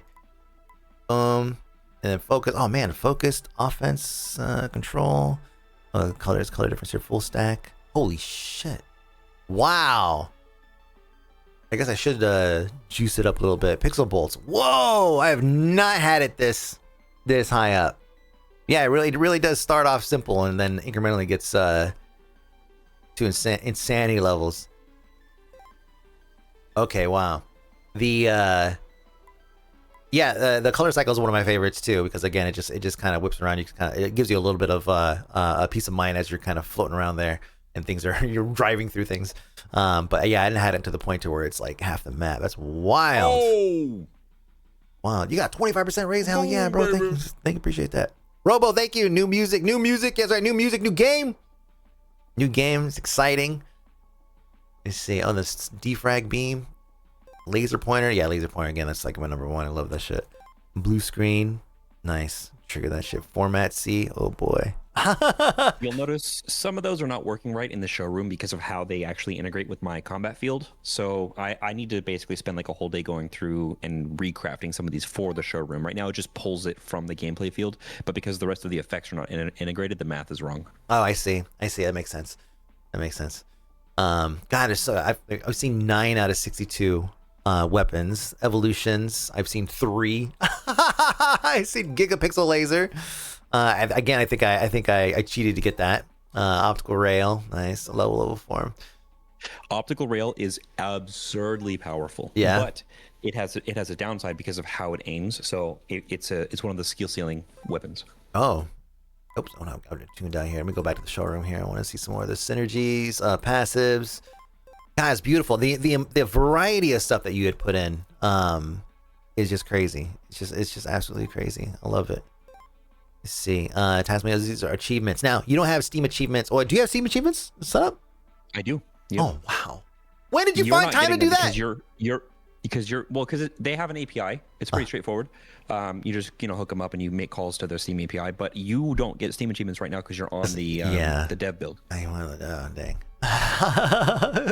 You'll have to play it for real as a real gamer in the future. Sorry. I know. To earn my keep. Wardrobe, I haven't shown that yet. The wardrobe is basically you go to suit up your character in any way you want, in platinum colors, different color pixel art. Oh yeah, the blur out your character pixel art there. Hats, yes, there's hats. We got Santa hat, top hat, cat ears, crown, the propeller. I love this one. Mike only says he's gonna play games, but doesn't actually get to that point. How many days of Timberborn do I gotta play? So I want to say this about the wardrobe and about the hats. Yeah. My brother-in-law, right, doing hours and hours and hours of testing. He is on my ass about how I need to spend a whole couple days just implementing more skins. So that is on the hot list. I'm going to be working on this a lot more to, number one, fix some of the bad drawing. You see, like the Santa hat is missing part of the triangle on the end of it. Yeah. But this is going to be a huge thing. One of the staples for my design in all of my games. I'm a parent. I have children. And I'm tired of sending money to Roblox every month. So everything in the game is unlocked in the game. There's not going to be any purchases. Like these are legitimate unlocks, old school game style. Like you have to earn looking cool. Yeah, exactly. I love it. And you don't have to earn it at your job. You earn it in the game. I love that. That's so true. It's like I don't want to spend. Yeah, for me it's Minecraft coins, but yeah, it's the same difference, man. I see trails, different kind of trails and stuff like that, and matrix trail, sparkle. Yeah, there you go. Nice. This is the most important section, really. What's that? He said, "What hat would be a lack hat? What is a lack?" Oh, for lack, only lack. That's my friend and moderator here. Oh, an only lack hat. Okay, I can do that. Hers would be a curling. What is that curling? A little stupid stone thing, or maybe the brush, the broom. Oh, a cheese head. Ah, okay. A cheese head. Well, that should just go in anyways. Actually, that's pretty good. You won. What? What the heck? Acid rain. I'm going to tell you the truth. I have more hours than probably anyone you've ever met in Diablo 2. Just as much as I crunch hard in making games, the reason I know how to do that is because I crunch hard in playing games. And I'm going to tell you the truth. I have never dropped an SOJ, even after all these years. I've never had that luck. It's the wildest thing. I've had Tyrael's Might. I've had the staff. I've had everything, but just never an SOJ. Is this the Staff of Jordan or something? I don't play that. SOJs just means one thing to me because of WoW, but that's it. Yeah, okay. Stone of Jordan. Staff of Jordan is from WoW. Stone of Jordan. Okay. Yes, Staff of Jordan it's named after the Diablo ring. Yeah, yes. 29 achievements in one run. I'm going to tell you the truth, Darksaiyan. I am having some issues with the optimization of the tuning and the balancing of the achievements. I need to spend some time on that. So if you're getting flooded a little bit early, I apologize. But it should get kind of aggressive for the last ones because some of the ones that we have later are really, really difficult. I'm sorry that you have so many achievements now in your profile. I'm working on it. Please, I'm working on it. I'm working as hard as I can. Where is big head mode? I want to get that. Let me see. Is that under skins or is that? Do you need me to tell you again? I mean, I don't want to expose it. Oh, okay. No. It's fine. It's fine. Don't worry about it. We'll let people get it when they get it. I was just trying to get it on for the screensavers. So I had that bounce around. If you wanna like turn off the game like stream for a second, you can go do the thing. Okay, yeah, I can do the thing. Gotcha. Okay. Secret codes. Shh, chat. I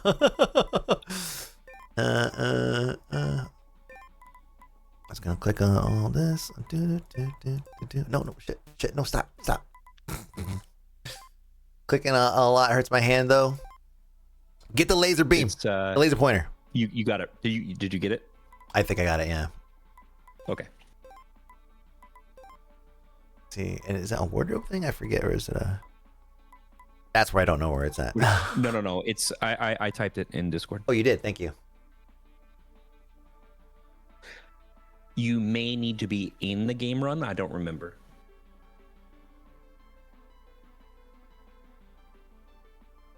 What the heck? Where did you type it up?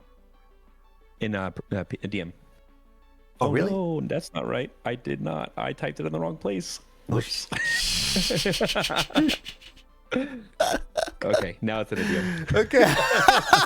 Oh no, okay. I'm in there. I'm in there. Yeah. I was like, where'd you put it? Somebody hope might have seen it. We'll see. Whoops. It should be. You have to start the run to get it. Oh, you do. Side. You do. Oh, I got you. Yeah, I got you. Okay. It says on the left side. Okay, pull this up here. You saw it. I still haven't got a corner. Oh! I think I may have got a corner just now. Hold on. Let me see. Super line of damage. Did you? I think so. Did you? I think so. Oh, come on. Continuous beams. 1 second. Oh, I know. I missed it by like a pixel. Get in there. Oh, come on. No, that was totally real. That was so close. Oh my god. Now it's gonna get further away. Oh. Get in there. Oh my god, it's teasing me now. You can see beneath your chaos bar, you can see the tuning that you selected with your challenges and stuff, like your little quest log. I don't want to see what you're talking about. Your email update ready. There's too much going on. It's fine. What the fuck is this game? Hey, new game. I got the developer here, right here. We're talking to him. His name's James. I just got fucked with that thing. It actually doesn't matter because I'm in mode right now. I helped with the music and stuff like that. So that's why I'll be talking about it. But you should check it out. Links at the top of the chat. Well, it's got no witnesses. Yeah, exactly. That's so funny. I'm like, where'd you put that shit? Last thing it says in there is time to penis. What the fuck?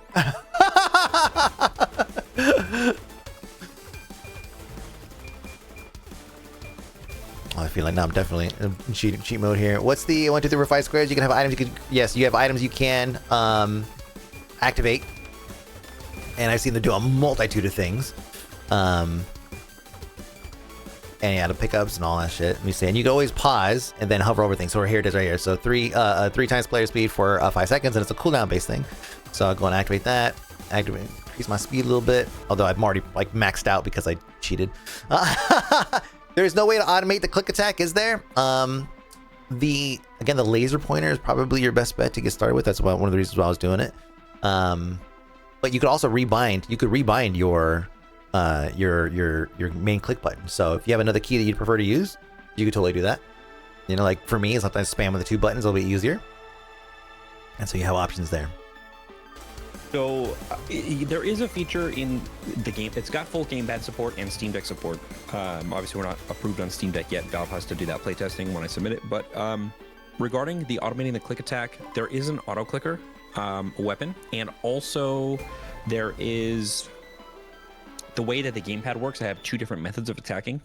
If the feedback is kind of demanding, hey, let's get more like dynamic or like automatic play kind of, yeah, I might integrate part of that gamepad input into the mouse and keyboard version, because it's just got the ability to spam on the gamepad or to aim with an auto aimer. So I'll see how the feedback goes, and then if I need to move it over into keyboard too, I will. There you go.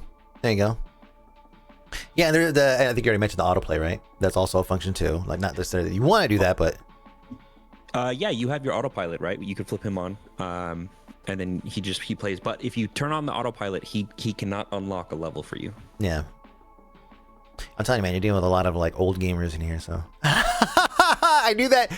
I mentioned that to him the other day, and I asked him to be able to rebind the click button, because I too, you know, from how many years of World of Warcraft and then Trials, have been wrecking my hands. So it's like I have all these exercises and stuff that I do now because old. I'm only 35. Well, you know what, man? Gaming ages you.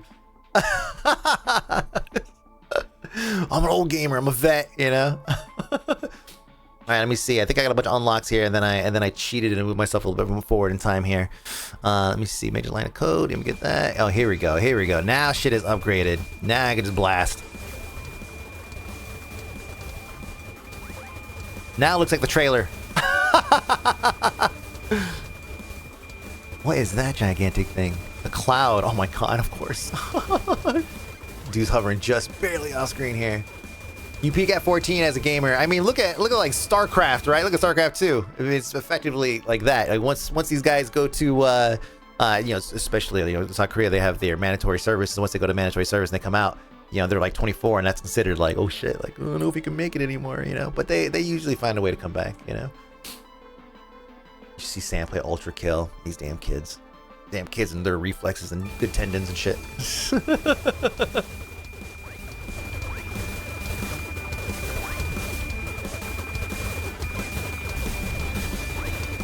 Maru is considered too injured for his service.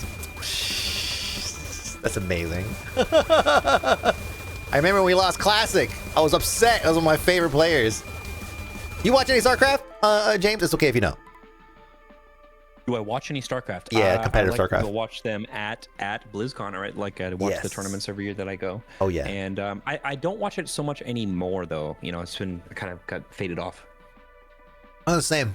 I definitely watched it like 2018 to like 2022, like especially when the pandemic hit. I was just like, yeah, I was lost in that. And I loved it. And so yeah, that's when I watched that for the peak. But every time, you're right, like just every time I go to the BlizzCon, I'm always popping my ass down and just watching them compete, because just being there in the moment when they're playing is just really, really intense. It's really, really awesome. Dark is the main big name. Service in the morning, yeah. So we're back now. Dark, yeah, Dark was one of the big for a long time too. So, oh boy. He's doing service right now. Yeek. You see, damage, HP, it doesn't matter because I am wrecking. Pop-up ad phase. Where's this pop-up ad? Look at all these damn bosses I have on screen. Holy crap. You better take them out because they start to stack. Okay. Focus fire on this guy over here in the corner. Get out of that corner. Get out of the corner. One PC rando problem. I have like blue screens randomly on you. Oh, little chill moment. We were contemplating doing like an actual full, like, make it look like a real Windows blue screen. The whole game pauses and like leaving it there for like 7 or 8 seconds, so you freak out. No. But,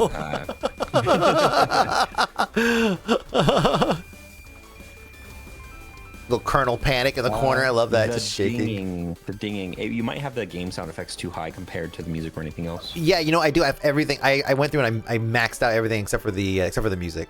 That was at 90%. Yeah, I just raised the volume on everything. Maybe the dinging. Oh, that ding. I see. Sorry, I didn't realize you're answering a question. Yeah, you could adjust the volumes in here if you need. Just turn everything off except for the music. Granular control for that, so that we can like specifically target types of sounds. Mm-hmm.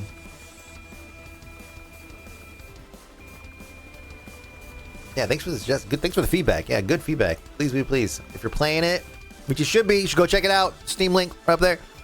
Check it out, and whatever feedback you have, like, please, you could drop it, here in chat. You could drop it in, or you could just tell me anytime, and I'll forward it over.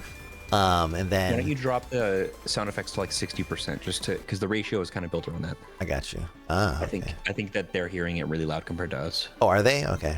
There you go.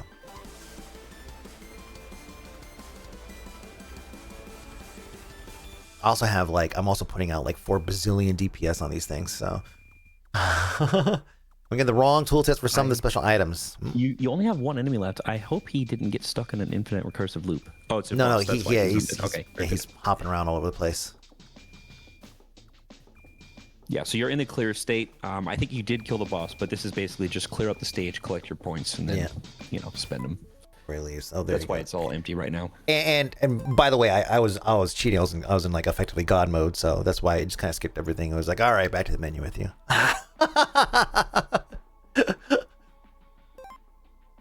Wrong tooltips. Yeah, so I had that issue, but I thought that it was fully fixed because when we did the secondary tooltip layer. Let's see, mousing over director's cut gives me the golden DVD tooltip. Okay, let me add that. Let me see, is that under, what is that, director's cut? Is that under is it under the builds? Is it under layer? There's so many. Oh, you maxed it. Holy crud. Yeah. Oh, yeah. I clicked on everything. I'm gonna reset it all because I want the experience. Well, I'm gonna pick it up on Steam and then so I can get my damn achievements. Special features, special items. Okay, let me see. Yeah, I'm curious. Boot. Yeah. Director's cut. Oh yeah, look at that. How funny. Yeah, I mean, just like the amount of layers of features and layers of just shit that you put into this game is just crazy. The fact that there's not more issues is just wild, especially given the time window that this all kind of came together. So like great work, man. Like great work on this. Like seriously. Thank you so much. Yeah, we got that bug there in the screen where he's going left to right again. And, I bet if I restart the game, it'll probably fix itself. Matter of fact, let me try it real quick. Oh, gotta get the exit. Let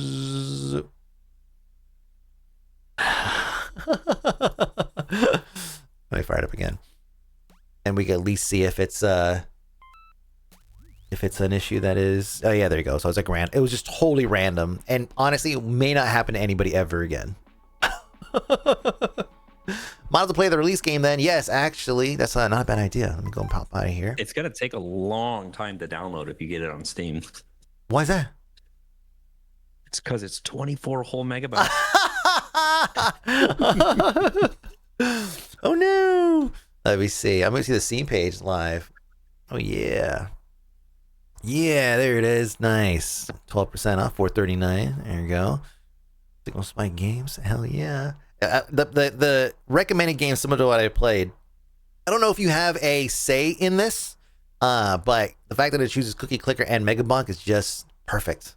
Like, I mean, obviously, Vampire Survivors could have been one of them too, but that is just absolutely perfect. Let me go and pick this up here. Should download over dial-up for the thing. Yeah. Yeah, it's a choice. You can choose dial-up.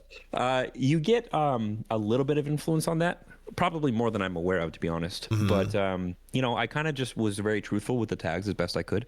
I've seen people talk about how you can kind of like shape the tagging to try to like target your sister games, but I was like, you know what? No, I'm just gonna put completely legit tags. These are the things that I think most accurately reflect what's in the game, and so whatever it pops up is what it pops up. Nice. See, ethical gamer. Let me get my Steam, get this installed. Hero Siege is one of my favorite games. Oh my God, Hero Siege! No way! So good. No way. That's a great one.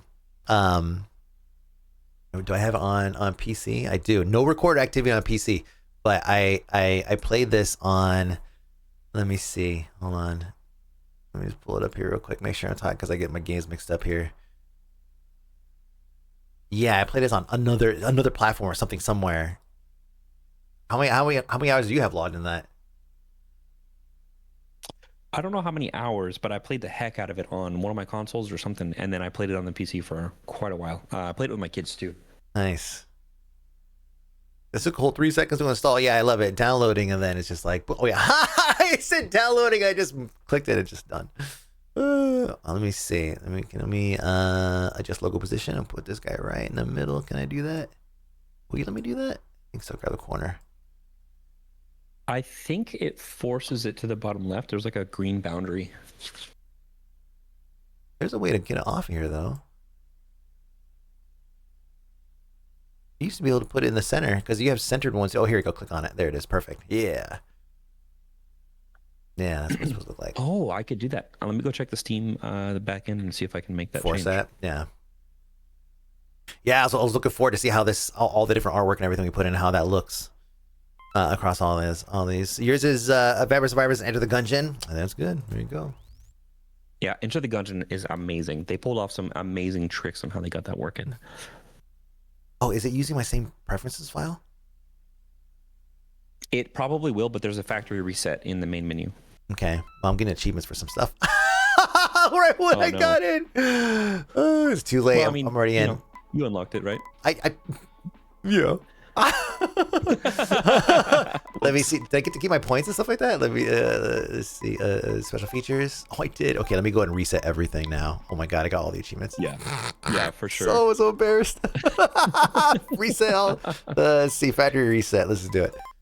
You cheater. You cheater. Oh, you cheater. man. Oh man. No, I wanted to earn it. I'm gonna have to go on the server side and ban you. Sorry. Oh man, if only there was a way, I would totally be down with just purging. Just purge me from the roles, you know. There is a way you can go into your Steam account settings and just reset it. Oh really? But then I will do that. I don't remember where it's at, but there's a setting where you can just choose a game and reset all achievements. Yeah.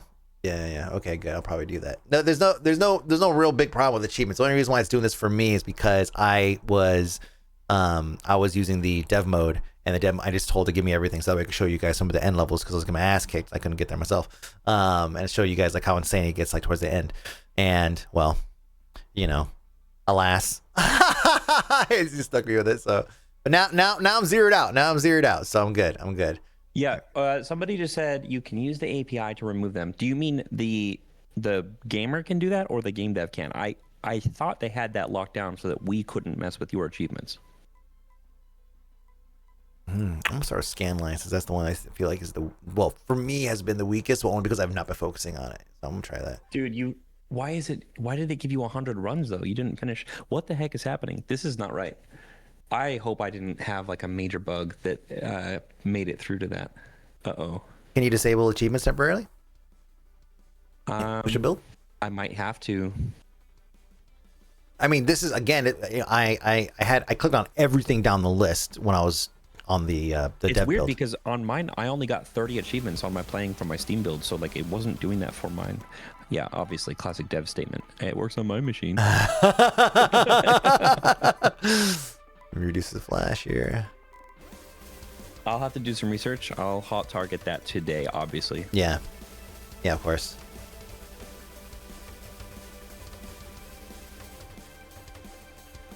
But I'm just getting hooked up, man. I'm the best. I'm the best there ever was. I'm gonna add this to my list of 100% of games alongside all those hentai games. What was that? When Lost Ark shipped, they had major bugs with their Steam achievements too. I got like 70% of the achievements on the first day or something like that. Oh shit, froze. I really hope it's not flooding everybody. I think it might be. Well, he said he got like 30 achievements. No, you know what? No. This is why. You hit the cheat that does grant all achievements. That's why it's doing it. Oh. Dang it. All right. Yep. Okay. So while some of them may be sensitive to like, when you some achievements you get in, it's just like, thank you for opening the game achievement, right? I definitely overkilled that because I got all of them. Click the button. Yep. Congrats on any music for the new game. Just literally bought it while in my office. Hell yeah. Play it while in your office too. And then you should have like office mode. You hit a quick key and so it just goes right to the DVD logo. The API calls on that are iterated, so he'll hit 100 as it cycles through. Because I have like a routine that's checking. Oh man, I'm getting my ass kicked. Scanline buff. Come on, Scanline. Come on, you could do this. You should show off the jump because honestly, that feature is beautiful. I've jumped a few times. There's so much chaos going on. Let me find someone to leap on. Although maybe I don't understand the. Maybe jump on this guy. Which does this work? Oh, it's not. Oh shit. God damn it. There it goes. Boom. Look at that. Heroic leap. Heroic leap, baby. Path not found. Path not found. No path available. Oh, I should do favorites. path not found, huh? That's yeah. I have actual PTSD from that. Come on, man. So many PvP situations where it's just like I got the flag or something like that, or I'm whatever, and I'm like I'm about to leap on this motherfucker, and then it's like path not found. I can't find a path. It's like why?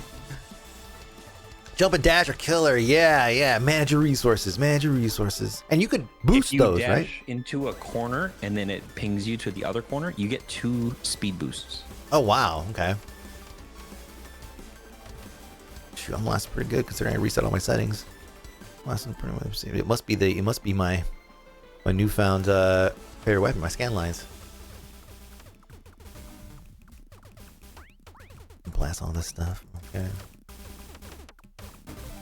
Yeah, I love seeing. I see some of the enemies are like hoarding up. They're like actually like kind of coming out, and they're just kind of staying as like a herd, and then moving as a unit together, while the other ones are just kind of like choosing different paths. Like that alone, like that's something you see in a lot of like survivor like games. It's like they do like you said, they just kind of like they kind of gravitate towards wherever your position is, and they don't really there's no thought process beyond that. So I really love this. It adds a lot of variety and everything.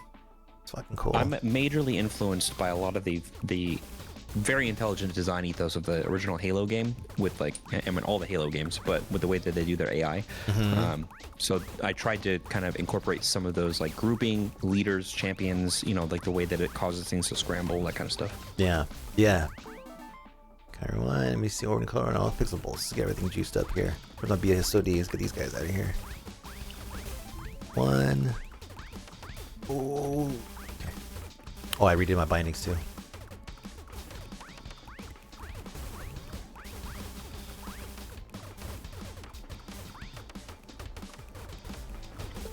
Pixel bolts? Yeah, let's get that.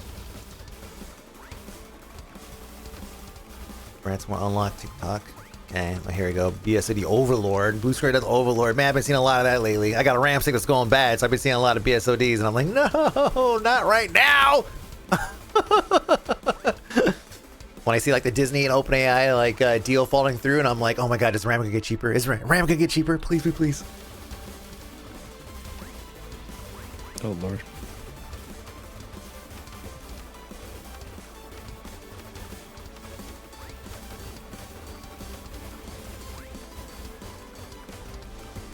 You can't rewind a TV. We can't rewind a DVD. You could try. Spin it backwards, dog. I am currently dev testing a rewind feature as like an ability. I am not in love with the current way it's working, so that will be potentially integrated in the future if I can figure out how to nail integrating it. Nice. So bolts.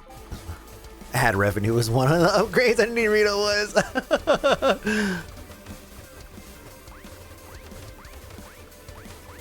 I mean, I just don't know. I didn't know how you came up with so many different, like, there's just so many different things. I just started a spreadsheet, and every time I thought of one, saw one, I mean, I was scrolling through the internet all over the place, Google searching, and then just boom, boom, boom, boom, add to the list, add to the list, add to the list, and then figure out where it should go. Smart, yeah. Just leave it up all the time. Middle of the night, wake up. Hold on a second. I'm sure you've done that a bunch of times. I mean, not really. I don't sleep. Fair. Okay, I have not got one corner. Sorry, go ahead. It's a bit of a lie. I said a spreadsheet, but the actual truth is I use Obsidian for all my note taking. Obsidian.md. So basically, I just have markdown files with all my notes. I have to step away. I'll be back in a few minutes. Go for it. Go for it.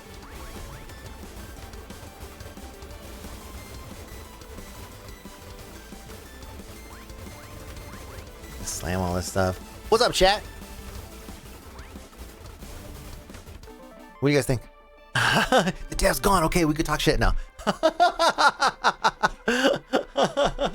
Playing the game? Yeah, that's what I like to hear. It's really cool. Oh, awesome. Yeah.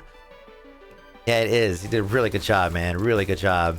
Like, he told me the concept and everything, and I was like, cool, you know, and yeah, it sounded cool, like, you know, whatever. I was like, then like I see the game, I'm like, yo, there's some swag in this thing, man. Like, you got some style in here. Oh, motherfucker. It's fine. I actually did really good considering that I was, you know, that this is completely fresh. So I didn't have any unlocks or anything. So it's pretty good. Not sure about the music though. Oh man, you didn't even give me a cap. Oh, Jesus Christ. Well, the DVD logo donkey. Yeah. I can't believe I got all the achievements, man. I might have to purge all those. I can't. Let me go see what it looks like in the game. Oh no. We'll leave it open here. Let me see. No, you want to give me the full. Oh, this guy's full screen at the back. Eject. Oh my god. Post game summary. Wow, look at you. You achieved everything. Oh my god. Yeah, you're gonna have to go delete those, sir. I know. I'm the police. I'm the achievement police. Hey, 94 out of 100. Hey, there's actually a few that I've not gotten somehow. Yeah. That might be code issues. I might have not hooked up some of the APIs. Okay. Monkey mode, kill 100 enemies to monkey brain, auto aim. Oh boy. Main character kill 30 enemies during main character mode. It's Mike hack the system panel. I know. It's so funny. Oh shit. Yeah, I will purge those because again, I want to earn them and I want to know my progress in the game too. You know, I only have a handful of games that I've 100%ed. And some of them are, you know, ridiculous. Like, I haven't updated my Steam page in a while, but I'm pretty sure there's a couple of waifu honeys just making out on the side of them, of my windows on my profile. Probably should update it at some point, but yeah, my top games are all pretty ridiculous because we mostly just play ridiculous games here with the occasional like serious one sprinkled in there. You can resend to the Steam console. Pretty quick Google search. Aha! With with newer waifu honeys. Yeah, exactly. I've seen people get pretty brazen with some of the stuff they allow on the profile pages, and I thought I was being cheeky, but no. Yeah. I mean, I'm just gonna have this up on the site. I can get it reset Steam. That way I could do that later. Google AI gives a step-by-step guide. Oh, jeez. Oh, use the Steam console command to send a wipe and open Steam for WinR and say open console. Oh wow. Okay. Yeah, I'll do all this later. Gotta get an app ID and all that stuff. Dang, cheating. Caught cheating. I put it in the DVD Survivors channel for you. Oh, you did? You want to make sure you go wipe your shit. Let's see. Method 1. Oh, there it is. I find it. Oh, game. Oh, you're gonna give it right now. Can make me do this on stream. Let me see. Go to SteamDB and search for your game. You don't have to. I mean, I wouldn't mess with that on stream, to be honest, in case you cause an issue. Yeah. I'll do it. I'll go back and watch the VOD, everything I missed. You could just pick up the game, bro. You could just pick up the game, I'm just saying. Cool. Yeah. Dude, this is amazing. I'm so happy to be a part of this again. You know, like I'm gonna leave with my profile picture. I'm gonna leave a positive review. And I recommend you guys, leave reviews too. Leave feedback. We got the Discord and everything like that. If you have any feedback or whatever, or some bug issues or whatever kind of weird shit you guys are having pop up or whatever, like please let us know. James does not sleep, so he will happily, take care of that problems, any problems, like as soon as possible, put on the list. Yep, I am on call 24/7 for the next week straight, and you guys tell me what's up, and I'm gonna fix it as soon as I can.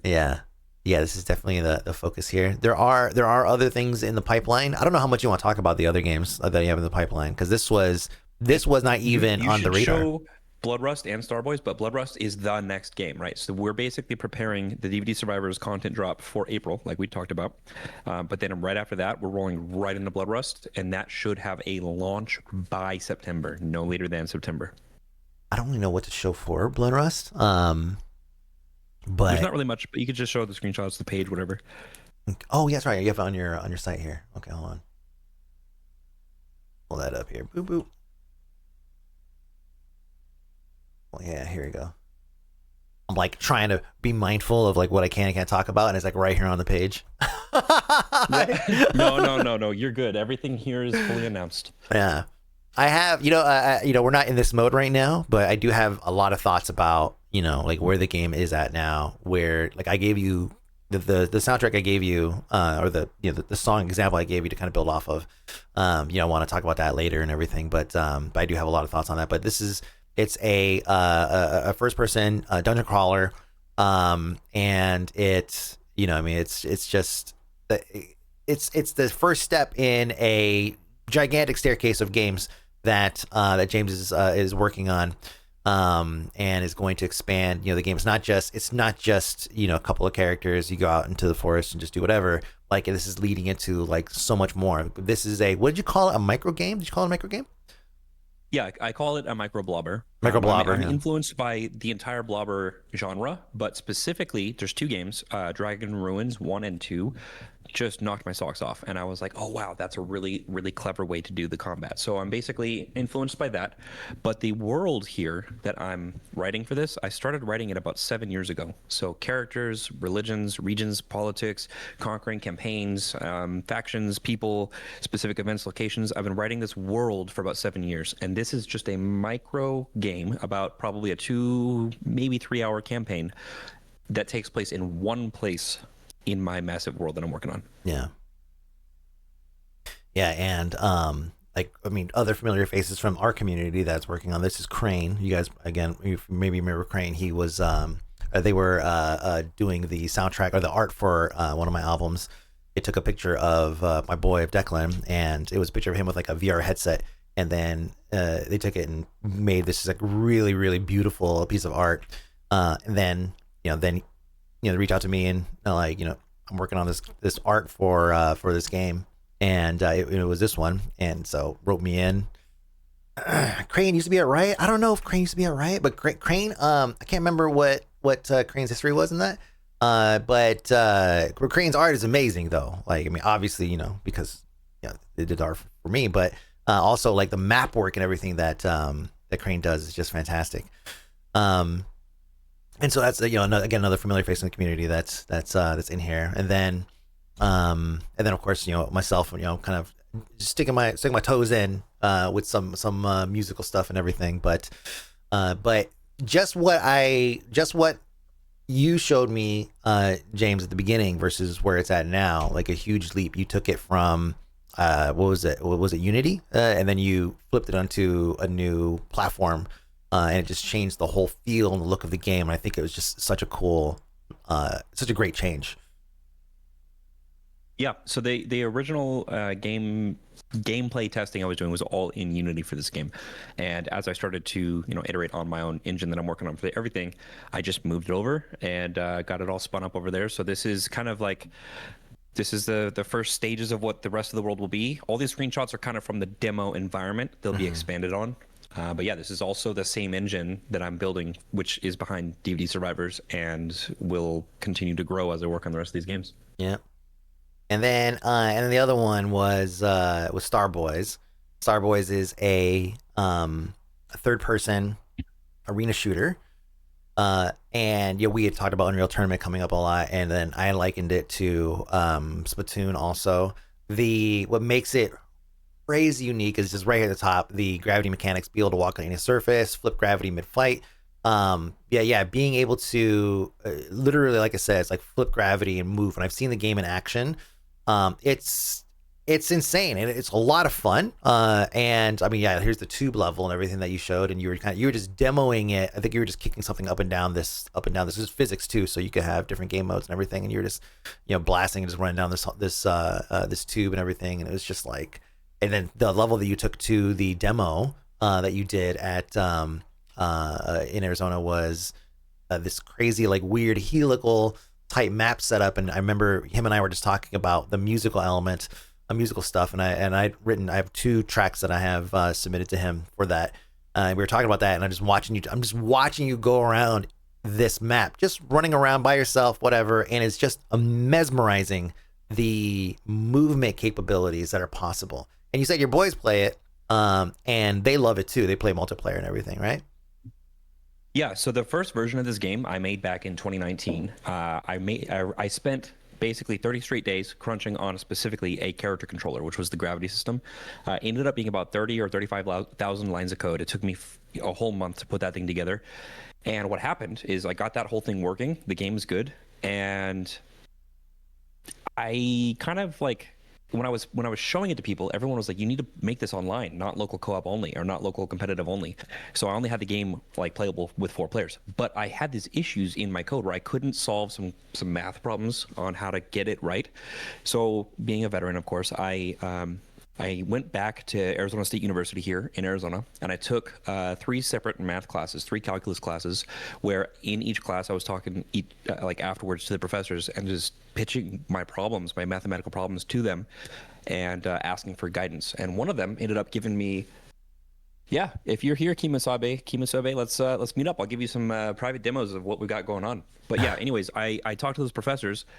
They gave me some feedback, some input, and one of them had a PhD thesis that kind of talked about the problems that I was facing. And when I talked to him about it, he was like, honestly, I have no idea how to solve what you're talking about, but here's the resources that I used to study. So I went and I gathered all of his own work and then the resources he used, and I spent like a good 2 months just cramming, studying, figuring out the calculus on this stuff. And then last May, after those classes, at those 3 classes, I was able to reapproach that character controller. So basically 6 years later of trying to work on it, and I solved it. I solved the issues that I was having because of those classes and that material. So yeah, I mean, I've picked up the project again. I've been working on it now since 2019, and it's coming along well. I think I'm kind of planning on December early access, getting people into a couple of maps. We obviously took it to Game On Expo this last weekend, and feedback was incredible. People are having a freaking blast. That's amazing. But yeah, it was rock solid. Yeah, seeing this thing going with like multiple people playing is just like, I mean, again, just watching you just kind of go zen, just running around helical things, jumping from surface to surface. Like I can just imagine what it must be like to play with like so many different people and everything like that. Like it was just such a cool experience, unique experience. Like I likened it to like, when when you play a game and it introduces a feature that you just haven't seen anywhere, and you're like, whoa, hold on a second, I need to take a step back and like really kind of process this. Like Fez was one of those games for me where, you know, the first time you get your Fez, and I don't know if you ever played it, but it's a platformer side scroller. But the unique element is that early on in the game you get you know, a hat. It's a Fez, and it gives you the ability to be able to rotate the world. Now nobody in the game. It's kind of like an RPG slash you know, a side scroller platformer. But nobody in the game that you talk to really understands what it means because they will always just lived in a 2D world. So this Fez gives you this ability to be able to maneuver the entire game. And so you rotate something and then different platforms will align. So it allows you to platform up and then you rotate it again and you could kind of like change your platforming path and everything. And it's a really, really unique game, but it blew my mind the first time I played. I had really kind of take a moment. I was like, yo, I've been playing a lot of platformers. I've never experienced this. And this Starboys is one of those games where like seeing, you know, you go in and then you're just like, PPB, I was like, okay, cool. Like third person shooter. I'm like Splatoon or something like that, you know, no problem. And then you're just like, whoop, whoop, whoop, you know, flipping around and everything. And it just felt fluid, you know, it just felt totally fluid. It didn't feel like it was a, you know, a janky, just kind of like off on button. Like you were just jumping to that surface because you could, not because it was pre-designated, kind of like how like a mechanic in like Mass Effect or something like that, where you duck behind cover or something like the cover mechanic, where you lock into it, right? It didn't feel like that. It felt completely fluid, which to me, you know, as an Unreal Tournament player and everything, and it just felt like that's what it should be. If it's a surface and if I can reach it, I should be able to get to it somehow. And then you made that happen. So I'm really excited about this one. And I really love the music that we made so far for this one too. Yeah, I think I didn't answer part of your question, so I want to jump off that question and what you just said regarding the kids playing it and that traversal. They've been playing this game for 7 years, and they love it, and the kids get it. So that's one of the problems that I see, though, is and that I've been trying to tackle. Adults seem to get a little bit nauseated because it's crazy movement compared to anything we've ever played before. Mm-hmm. Yeah. So I'm working on that. Yeah. you got to look out for us old folks, man. Yeah, I'll give like a 2D mode where it's like you walk on a flat plane. That's it. Oh man. Yeah, I mean, just as I scroll here, you can see how many different projects that he has. And this is not even close to all of them. Not even close to everything that he has. You know, I liken it to whenever, you know, you write music and you're just like, or if you're an artist or something like that, and you just kind of sketch something and you have like a pile of sketches or something, or a book of ideas or something. That's how I liken it to, and that's what I see. And so, yeah, it's just I think, you know, James told me that one of the biggest pieces of feedback he got, not biggest, but one of the more common threads that he got when he was on location showing off all the games was, there's no way that you're the only person that's doing this, and that is such a huge compliment, you know, to a person, you know, that yes, I am one man, and yet I have achieved so much. Yeah, I mean, this is the first game I've ever launched, though, to be honest. You know, I've been working on stuff since around 2005-ish. You know, whatever that time frame is, 21 years, off and on. And this is the first time I've ever taken anything public in a like for sale type of sense. You know, like this is the first time. So accomplished. This is the beginning, you know, after all this time learning and practicing, and I've done countless game jams and so many projects, but I'm just hoping that people will resonate with the game and just enjoy it, and that they will feel respected by the game design and how I've implemented everything, and just have fun with it, man. I love playing these kinds of games, and that's what I want to do for people. Yeah, no, that's great. James, thank you so much, man. And I guess now you have a list of bugs and stuff you got to go tackle. You're probably tackling them right now while we're talking.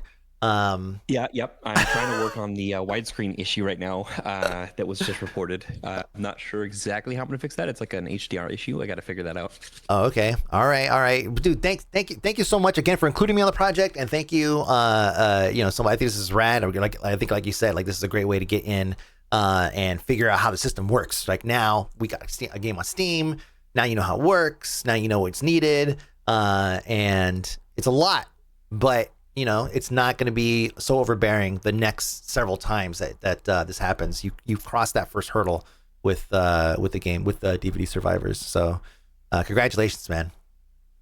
I got two things to say real quick. Sure. Kim Musobe said, Mike, demand name and credits. Your name is in the credits. So to be fair. Yeah, no, your name is in there. I don't know why he's saying that.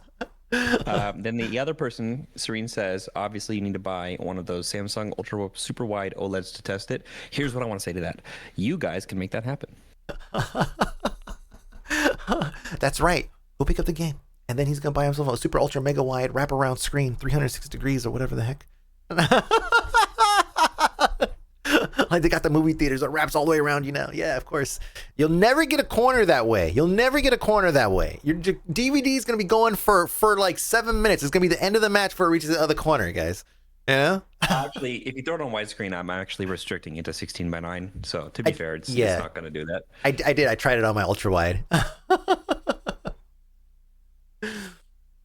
Yeah, there you go. Does it work in VR? Oh man, if VR ever comes back, I'm sure there'll be. We'll eyeball that as maybe, but it's just a screen. I will add VR DVD survivors to the list, but it's not top of the list. Oh man. All right, James, thank you so much for joining me today, man. I appreciate it. Thank you, sir. Thanks for helping, and yeah, I'll see you around, man. All right, I'll talk to you later. Chat, that was awesome. DVD survivors. Even the page. It's got some of the old art here, but even the page has got a bouncing DVD, of course.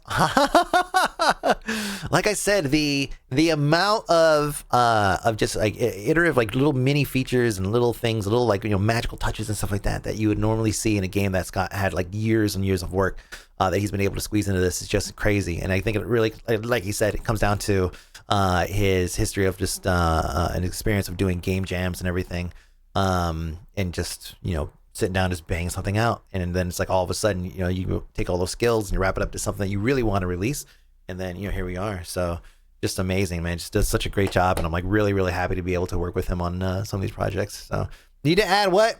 AKA Kembo with the DVD logo, change it to your logo.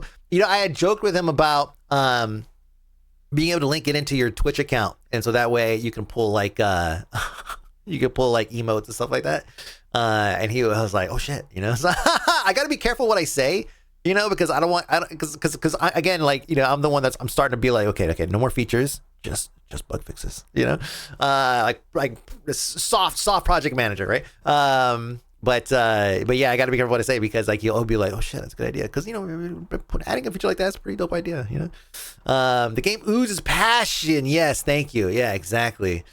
Scope creep, yeah. The man is definitely a one-man scope creeping machine for sure. But he gets it done. I mean, he's got a game that's live right now on Steam, and you could purchase it right now for $4.39, 12% off, $4.99. So you guys could check that out. Links at the top of the chat. But yeah, let us mess with Mike's game. We promise we'll be nice. Yeah, Twitch integration would be wild. Imagine chat picking your perks. It would be like the Don't Starve Pain randomizer. Yeah, exactly. Being able to or just again, like just the emotes and stuff like that, or profile pictures from like users, or just their names or something. I think that stuff like that would just be amazing, and also like resonate really well with streamers, because they love that stuff, right? Of course. Shit, I think somebody found on that same note, somebody found a Timberborn.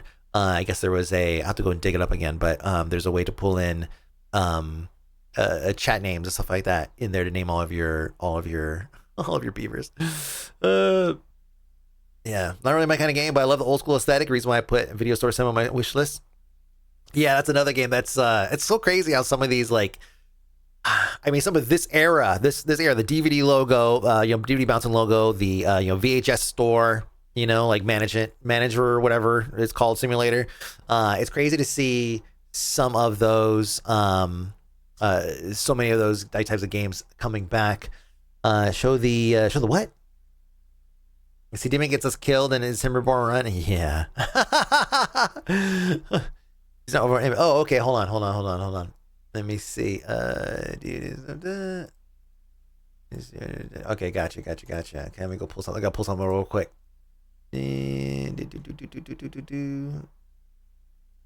All the way down. Oh, thank you for tagging me. Oh. Yes. There we grab this here. See, copy image link. Yeah. Yeah, congrats on launch, everyone. Go get DVD Survivors. Made by, this is when he was at the oh no, this is new. This dude sort of live now. Watch the musician behind play it live right now on Twitch. I should probably use Twitter for something other than bitching about stuff. It's made by insanely talented indie game dev. This game's absolute blast to play, super hilarious concept. And then yeah, he got the bootleg version, so he has an actual DVD burn copy. I mean, I just noticed it was a DVD, by the way, James. So you got 4.699999 gigabytes left free on that thing still. Just the boot up time for the actual DVD burner took longer than the actual. It's like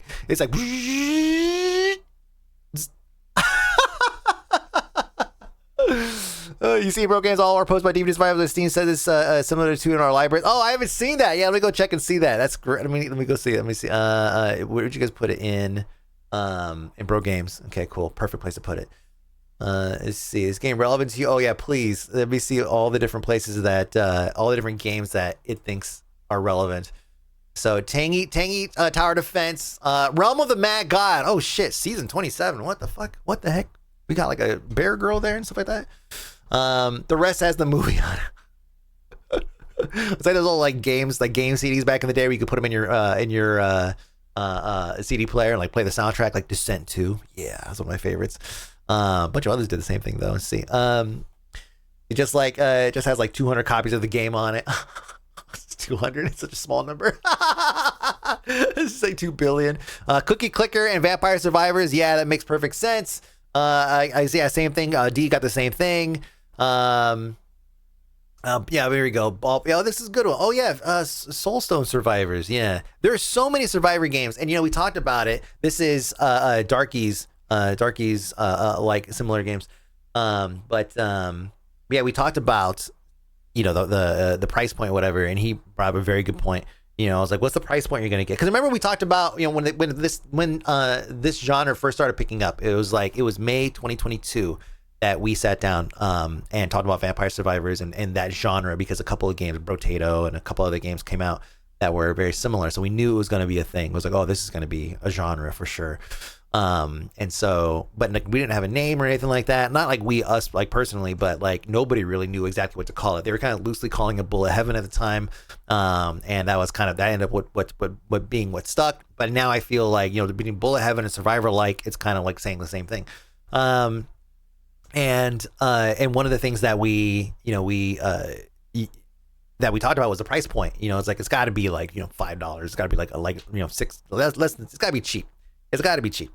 I was gonna say like a Happy Meal or something like that, but that's like $12 right now. But yeah, it's got to be cheap. And because it's supposed to be easy, get in, play for like 30 minutes, and then that's it. Maybe the next day or a couple days later, you get in, play a little bit more, play a little bit. And that was like just one of the many rules we put on a document and everything like that. It was really cute of us to do, kind of work together on that, by the way. But I was talking to James about the price point, and I was worried because I was just like, I don't know what he thinks is a good price for stuff like this. Because in my head, I was thinking it should be $5, right? And he was like, and what he said it can't be any more than Vampire Survivors. That just would not make any fucking sense. And I was like, my man.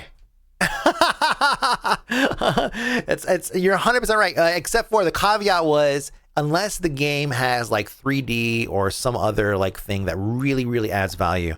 And the first thing I thought of was Deep Rock Galactic Survivors, because like that's a game that like, yeah, it's like that's 3D, there's isometric view, like there's a lot of stuff going on, and so you could look at a game like that and say, okay, yeah, a number of people had to have worked on a project like this. Whereas Vampire Survivors and stuff, that was made by one person, and so it's like, yeah, there's definitely like a price point there to cover costs and stuff like that, and labor and all that, but also just for like the value for the amount of time that you're putting into a game like that. And $5 made perfect sense, and then on sale too. Asset Spot, the Unity store. Oh man, that's right. We started seeing so many copies that were just shitting out whatever they possibly could, and then making it a Survivors like. And there's just so many bad games out there, and we've played a bunch of them here as well. But DVD Survivors is not one of those games. It's not one of those games. I I mean, the game is 24 megabytes. All right, there's hardly any assets in the game, period, and it's mostly that because of the music that I put in, which means it's only going to balloon in size because of the amount of music that I'm putting into this thing. But yeah, Unreal Engine survivors. Yeah, exactly.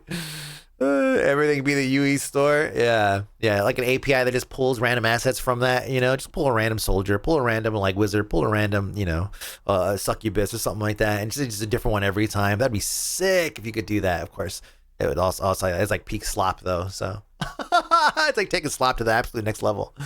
Oh man, yeah. All right, back up dinner. What did I miss? Dang. Added new music, download size now reached 3 gigs. I'm worried because I didn't know how granular he wanted the music to be, right? And I mean, I'm gonna pop this open here. I'm not gonna bore you guys with music or anything like that, but I am gonna show you guys the breakout for what it looks like to have, to do stems for a game, which is not something that I've ever done. Usually what I do is, I mean, and again, like it's been a long time since I've written music for a game. But usually what I do is I give it this is not even the right one, but I'll open up the right one. Is I give them like a loop or something that they could use and then like a full track. And how it gets implemented, it's up to the dev to do that. But, because of how we've evolved in game dev, is this the, here we go. This is it. How we've evolved a game dev with all the dynamic elements and everything. Like we've taken it now where it's like, situational music and everything. And so we're able to, do, trigger like a certain thing happens, certain sound plays at a certain point whenever you click on a thing and whenever the intensity gets to a certain point or whatever. And so I had to basically write with that in mind. And so like this is not even all of it. I mean, it scrolls down here. Like there's a lot of stuff all the way across here. What was your approach for writing music in the game compared to when you did Blobout? Blobout was just like, it was super simple. And I might actually have, let me see, DVD. I might actually have the Blobout original. Let me see, Blobout negative page backup. I bet it's in here. Blobouts. Okay, yeah. So OST main. I think this might be. Let me go with the most recent one. OST boss. Let me see OST main. Yeah, let me pop this up. This is 2017. This is the last time that I'd written a song for a game. I think. Yeah, I think so. Yeah, while it's open, you can see the difference here. So here it is. Here, it's pretty simple. Like it's just. Let me go ahead and go as full screen as I can. Maybe I'll zoom out the whole window here. Where's that function? Go to application zoom. We'll make it like 80%. That way you can kind of see a bit more. So yeah, everything down here, ignore everything down here. These are all like the rendered files and rendered music and everything. Up here is where the actual song is. So, and there's a bunch of shit that's not even used. So really, it's all fits pretty much cozy right in here. Let me see. Let me zoom in here.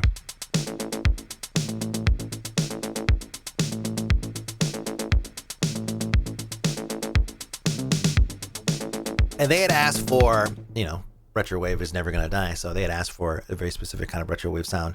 And so yeah, like this track was born from that. It was pretty simple, and I just gave them like the whole thing in a couple loops, and that was it.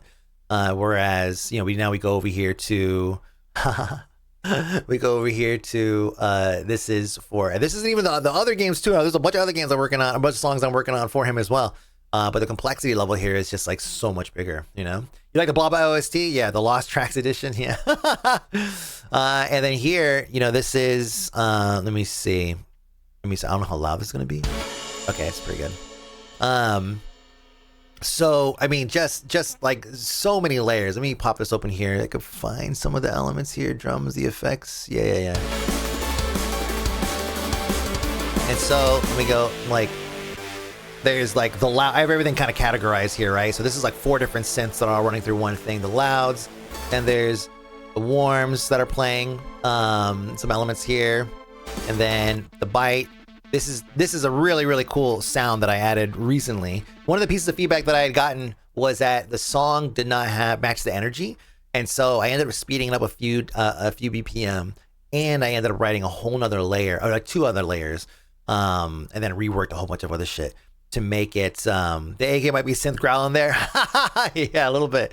And then I added another element to kind of play over top of it, which was this called the bite. Which is a synth that I've used in other things. It's just I use it kind of differently. Like in Godflation, the EP that I just released recently. In the first song, the first shot, it's called. There's a synth lead that plays, and it's this almost like a chip tune on crack kind of sound.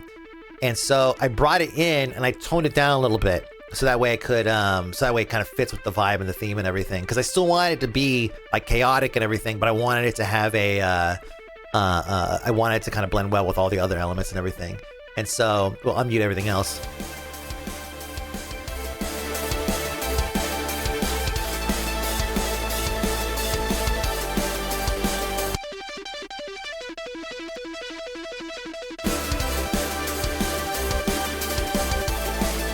And this is just like a section, right?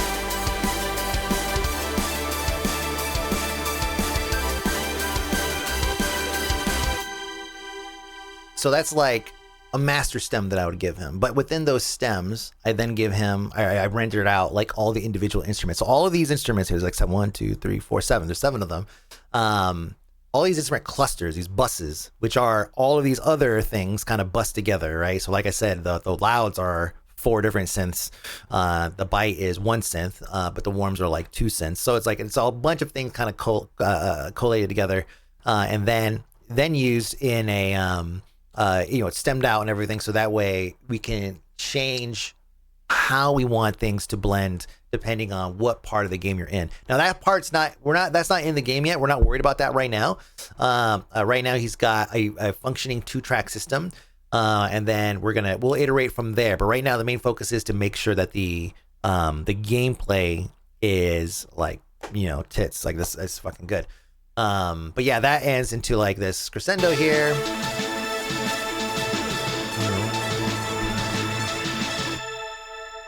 And then it goes into one of the hooks.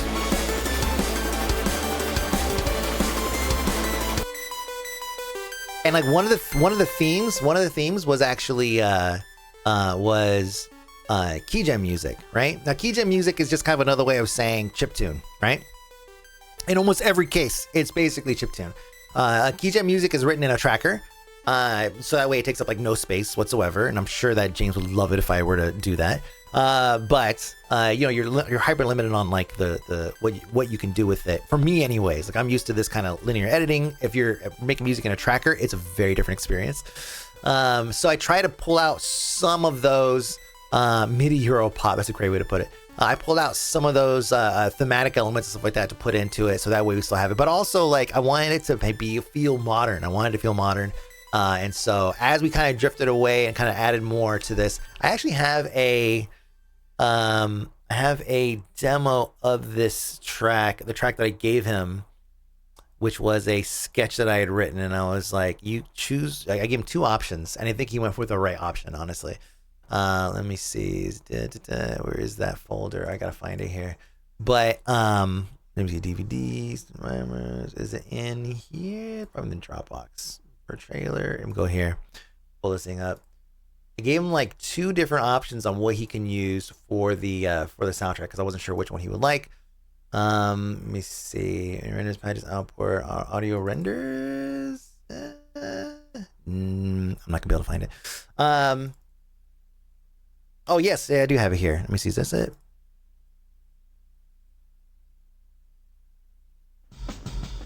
Yeah. Okay. So 0302. 0302. And I'll find the original 0302. Let's see. Star Reason. Yeah, there it is. So this is a jingle that I wrote in 2017. When I was just banging out jingles and stuff like that. And so it was a demo that I had written then. I didn't do anything with it because I only had a small part. I'm gonna open it up right now in Reason.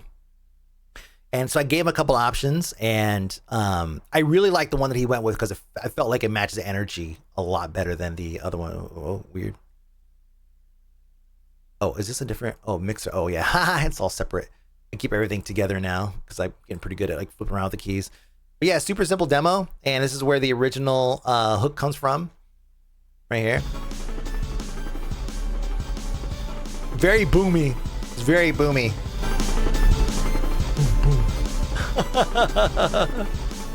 But I essentially from this I took out the lead, so this didn't really like loop. We didn't lose too much on this. Obviously iterated it a little bit here. And then took that, and then that basically is what became this whole insanity right here. Just refined. And it's so fun. That's just like the hook, right? So the hook, and then all the other elements and stuff like that. Just it was fun to sit here and just kind of. I knew that the soundtrack has to be long, right? So it can't be like 3 minutes and that's it. It had to be something that was gonna make it through. At least 5 minutes, at best 8, right? With the amount of stems, everything that I given them, like probably 8. And I'll probably go in here. Honestly, I'll probably go in here and like write more. I have like all these different.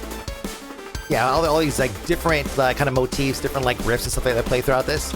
And then this is a key change or a bridge here.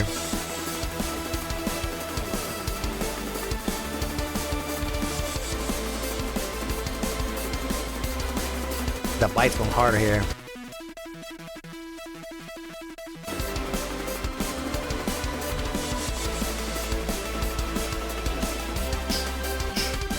And then it ends because that's the end of that part.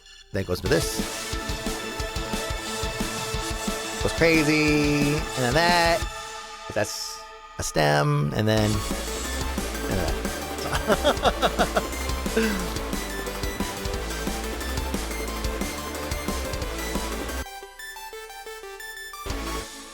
Did you play a demo of this game to draw inspiration for these tracks, or the tracks built off conversations? So initially, I played a demo of it. I sent footage or played a demo of it, and then from there, I went through my list of shit that I had because I came on pretty late. I mean, the project only took. I mean, again, he started on my March 1st, I think he said, and it's the 25th now, so it's about 3 months or 3 weeks. And not to mention, in that time, he's working on other projects, and he had he built out a booth and he went to a convention. So there was like a week chunk there that he was gone. And at the same time, I think I took like 2 trips this month, right? Or 1 trip this month for sure, but I was coming off another trip before. But yeah, so it's like I had limited time to work on it, and so I had sketched together some stuff, and then I was like, let me go through what I have, because I have some pretty dope like little jingles and stuff like that, and using the game as kind of like my framework, my guide. I went through and I found 2 examples of stuff, for him, and they're 2 totally different moods, but I could see both of them kind of working. With this one is the one I was leaning towards, but I wanted to give options, and so I was like, okay, here's 2 sketches that I started. A couple of hooks and stuff like that, and it's like which one like feels good. And what I was really kind of trying to feel him out for was there's 2 different styles that I gave him, right? The other one is a little bit more retro wavy, and this one was a little bit heavier, and it had the the kind of keygen-esque type delivery of the hook. And so so I was leaning towards this one, and I was so happy that he went with it. He said this one just the vibe feels right, and I was like, word. Pretty insane work for 3 weeks, but then he's got a lot of game jam experience that shows. Yeah, it's really, really cool. It's really, really impressive. We need to hit 20 reviews ASAP if we want the algorithm catch. Aha! 20 reviews. You hear that, chat? We need 20 reviews. If you picked up the game, however you acquired the game, if you went to his Discord and you picked up a key, right? Which he's got keys in there. If you don't want to spend the $5, it's fine, right? But you owe us a review. Then please, however you got the game, however you're playing it, please leave a review, and we would appreciate it very much. We have to. There's a lot of like math involved in algorithmic stuff that you have to kind of play. That you have to play the game, not the literal game. You have to play like the algorithm game, and in order to catch some of these algorithm waves. And so like one of those things is going to be making sure that you have enough reviews, you have enough wish lists and all that stuff. So. Was he familiar with your solo work and negative pH work prior to this project? So this project is the 3rd project that I've kind of got my hands in with him. So I have already written 3 other tracks. And before that, we were talking about music and stuff like that. So him and I have kind of a similar history with like stuff. Like, I mean, like he lived in Vegas for a while, right? So of course it's like, what's up? And so like we had just been chatting about this bullshit, on Discord at night, and just kind of going over whatever, just like family stuff, life stuff, whatever. And talk about music and stuff. And so, I gave him my entire discography. I was like, here's everything that I've done. I want you to get a feel for what it is I'm capable of. I'm capable of all these things. And as example, I just pulled up the Blob Out soundtrack that I wrote in 2017. So it's like, if he likes a sound that I made in 2013, I could probably pull that sound out and then modernize it and then make it work for something that we're working on now. So it's like I built up this catalog of like 20 years of music. I wish I could play you some of the stuff that I've written for the other games, because while this one sounds more like me, I was given a little bit more of kind of freedom here. And I felt like, yeah, I think my pushing some of my style into this would definitely work. The other games are like, I can't believe that I wrote some of these songs. So yeah, I gave him my entire collection, and I don't know if he listened to any of it, but yeah, like he knew I was a musician because that's how I was recommended, of course, right? Of course, duh. But that's how Crane recommended me. He's like, hey, I know this guy who makes music. All of it. Oh my gosh. And what's funny is, like, I don't even think I gave you like the early stuff, which is fine because it's trash. It was like written on an MC303 groove box as like old stuff, or I was experimenting with early shit. Like, it's crazy. Like, I have music. I have recorded music going back to 1999. Goddamn. Oh my god, I've been making music for a long time. With lots of breaks in between. Like I wear a lot of hats. So there's a lot of breaks in between. Years in some cases.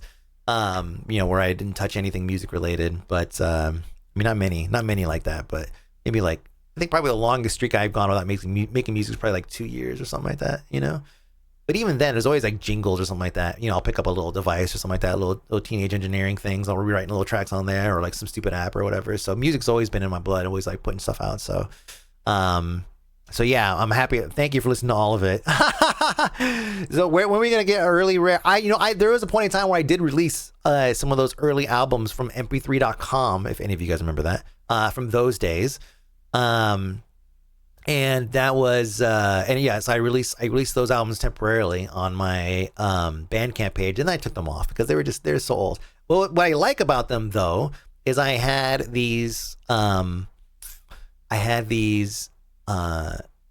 like DVD commentary type things associated with some of these albums, especially the earlier ones. I think I did for a couple of more recent ones, which James heard some of it, but it was really cool to, like, I went back and listened to one of them recently, and I was like, oh, that's awesome. Here's young me, talking about some of the stuff, the reasons why I made some of these songs, and some of the approach, the mentality, or whatever, the artistic approach to some of the decisions I made.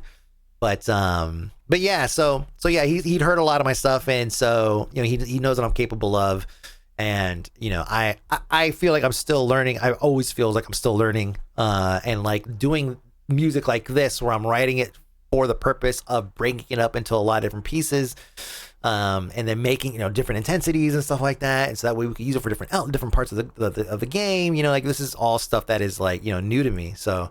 But it's also a lot of fun. You get to iterate so many different ways. I mean, here's another, take where I have this same little funk part from the beginning that's just playing this, like, it's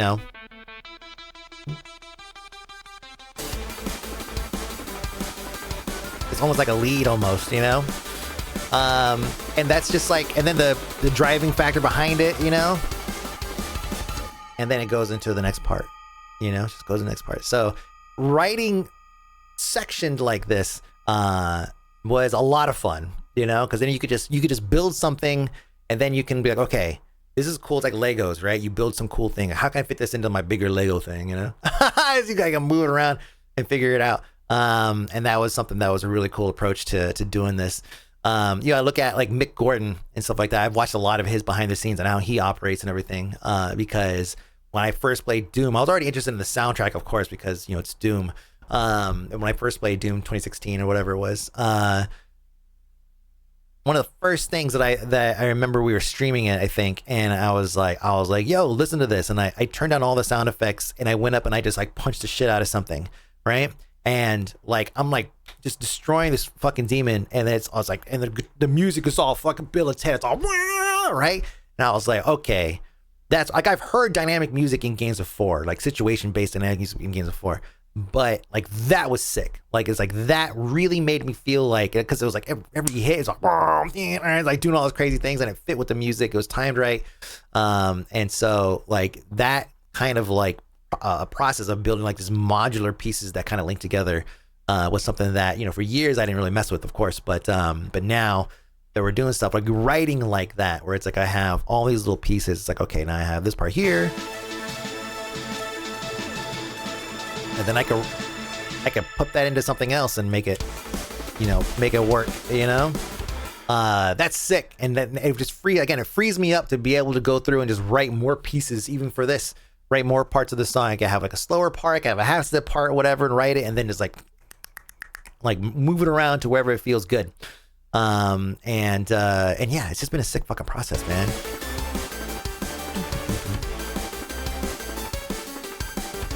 Yeah, it's fucking cool. So yeah, I mean, this whole like, you know, past couple of months working with James has just been a fucking treat, man.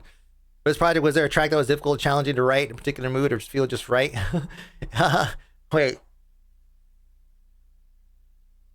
Okay, I would say for this one, let me say for Star Boys, I wrote a theme, and the theme was so good that it became daunting, right?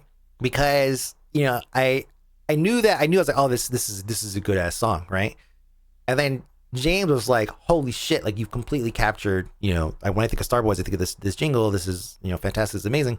And so the feedback was glowing, and then it's like then it's like, hey, we need another track, you know, show it. You sure you want me to show it? Okay, all right, I'll show it. World first. Let me find it here. Let me see. Audio render. This is 2026. Let me see. So having to then make another track that was like as good, or that worked with that theme, that's what was like, I was like, oh shit, like this is gonna be challenging, you know? And that's what I think is hard. It's like being able to, you deliver something, and then it's like, okay, now I have to write something else that is like, you know, part of that same family. Right, we do it all the time with writing, you know, EPs and such, right? Like we do that, but to write it with to do it for a game where you have to capture like a mood or a mode or whatever, it's like okay, now it feels more daunting, you know? Is this the right starting area? Let me see. Is this the right version? Oh, I see, the loop starts here. Like playing a game, I'm playing the game music, you know. So this is the thing. We explained Star Boys earlier. It is a you know, multiplayer you know, shooter, but the gravity's like all insane. You know, you're in space, right? You got these cute little characters and everything. And so, you know, I wanted to one of the things I had kind of like leaned on was like a Splatoon. Now Splatoon has kind of a rockin' soundtrack, right? But also it's very varied. It's like rock and pop or whatever. So it's not necessarily like that. But there was a vibe there that, you know, you want to kind of capture. So I'll play some of it here. Let me see. I don't know how loud it's going to be.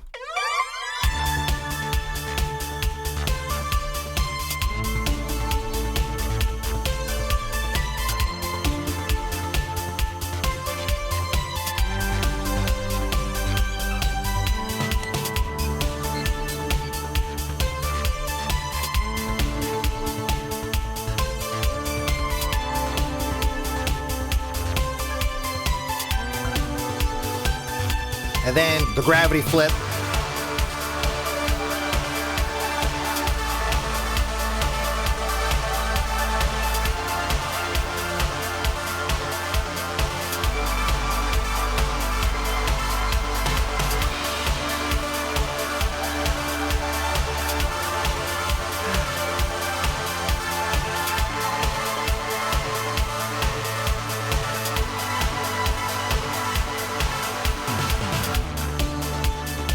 So the idea was, you know, it's this gravity flipping, right? So I was like, okay, I want to give this soundtrack the attitude of, you know, here's this, like, you're both, first off, both themes, you're in space, right? They both have a spacey, you know, Vangelis like type feel to it.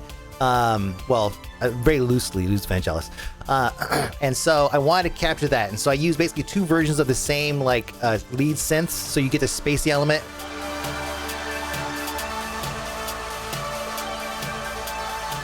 And they just work together, you know, they just fucking work together. And then at the end, I had a little freedom at the end here for the hook here, or for the outro. Otherwise, science comes forms of 20 years of club DJs. I am very much in music myself. That's right. Just a different media than Mike is. Yeah, that's right. Yeah, you've seriously been DJing for a long ass time, dude. I already had the hook. I already had like 2 different hooks in place. So I'm like, I just want to have freedom with the sound set and just build something kind of dope to kind of wrap it up, you know?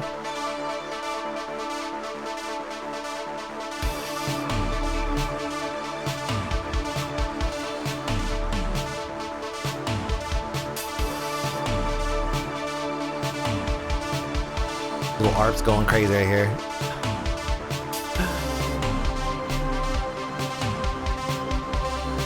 Is this the? Yeah, I think it is.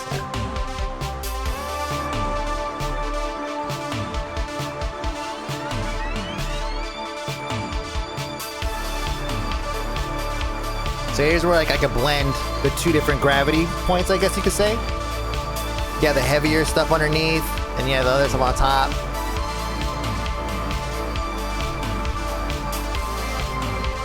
And then there's, oh, Discord just died on me. Are we still live? Okay, that was weird.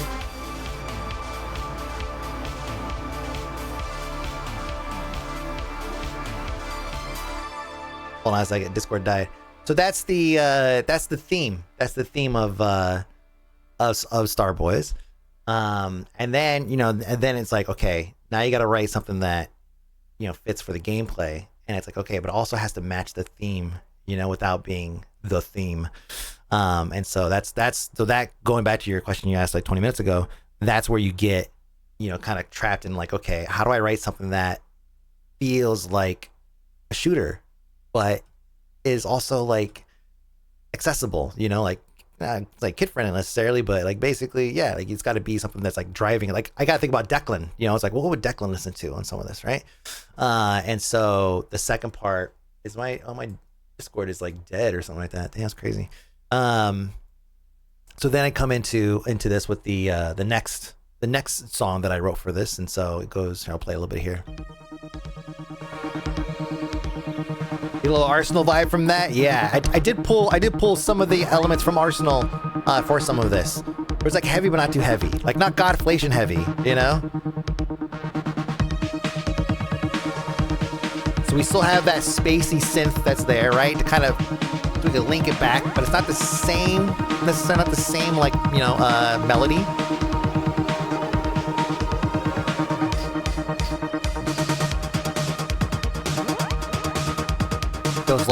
Those risers is supposed to, that to me, it's like shooting stars is what I hear when I hear that, you know? There's a lot of like taking like what you experience in the game, right?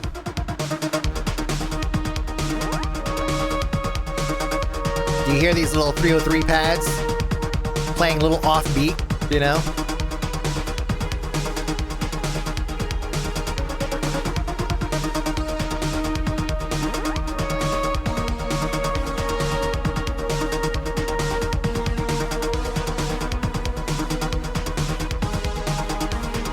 And then, let me see, over here is like the hook coming up a little bit. I really like this song a lot.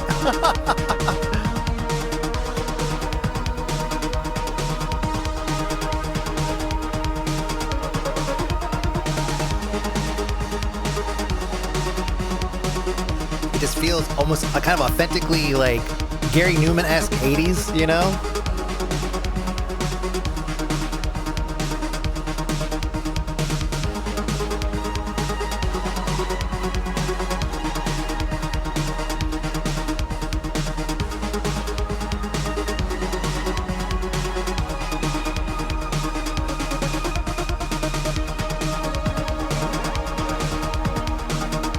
then for the change here, now the synths are on time, you know, so it kind of adds more to the intensity of what's happening, right? Because now the synths are being lazy. They're kind of like, now they're on target, you know? Even like doing the drums and stuff like that, like that was like, I'm trying to think of this, like, you know, you're gonna be fucking pew-pewing and stuff like that, like having these like staccato and kind of like rapid fire drums, especially like in the low end, they can't have too much bass, you know? Like I can't have like really bassy, you know, like punchy stuff happening, because that's going to detract from the game. So it's like when you're thinking about writing for a game, you got to think about the sounds that are happening in the game, right? I struggled with that with DVD Survivors 2, by the way. And then this one also, like, I got to have fun with the outro, because again, I'm kind of writing for STEM purposes, you know? And so the outro, I got to have a lot of fun with this one. Let me see, it's my Plectrons here, so you can see my fucking robotic ass ARP that I built.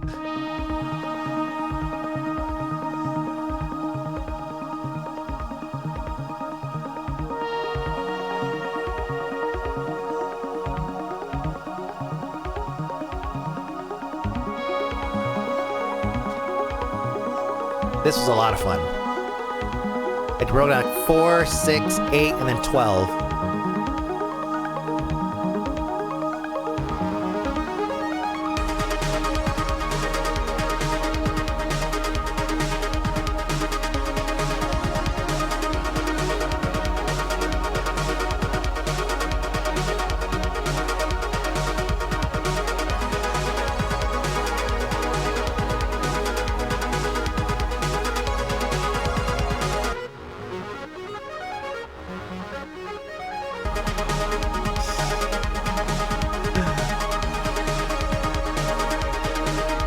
Anyways, yeah, so it was really fun to write this. It was really fun to write that. I loved it. Yeah, and thanks by the way, Heinz, for listening to my bullshit. Let me check Discord, because he's messaging me stuff every once in a while, and my Discord's like dead for some reason on here. Waiting for Overmind is always one of my favorite tracks. I mean, at one point I would listen to it so much I could actually whistle the entire track from memory. Outside of that, I say Redose is right up there at WK. Thank you. Yeah. Right there, WK. So it does change depending on what you ask me. That's awesome. Yeah, Redose is a good one too. That's when I think I got the that was like, I think every artist has like their drug phase, you know. No, it's definitely Redose is supposed to be, you know, it's about I mean, even the words that I got. Oh, what was the name of that game? I can't remember the name of the game, but there was a voice actress, and I really loved the texture of her voice. It was really crisp and it was really good. And I got her to voice this line, and I put it in there.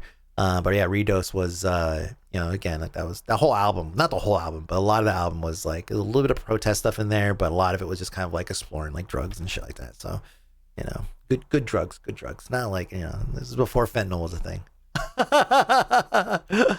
It's long before that, so it's fine. How's this thing wrap up again?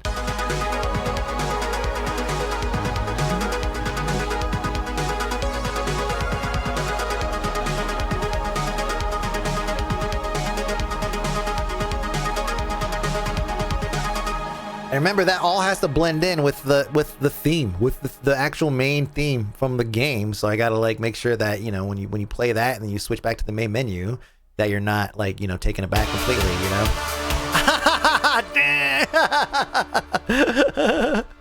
Yeah, remember when you only had to worry about cocaine laced with bleach? I know, man. What the heck? I remember back in my day they had good clean drugs, man. What the fuck?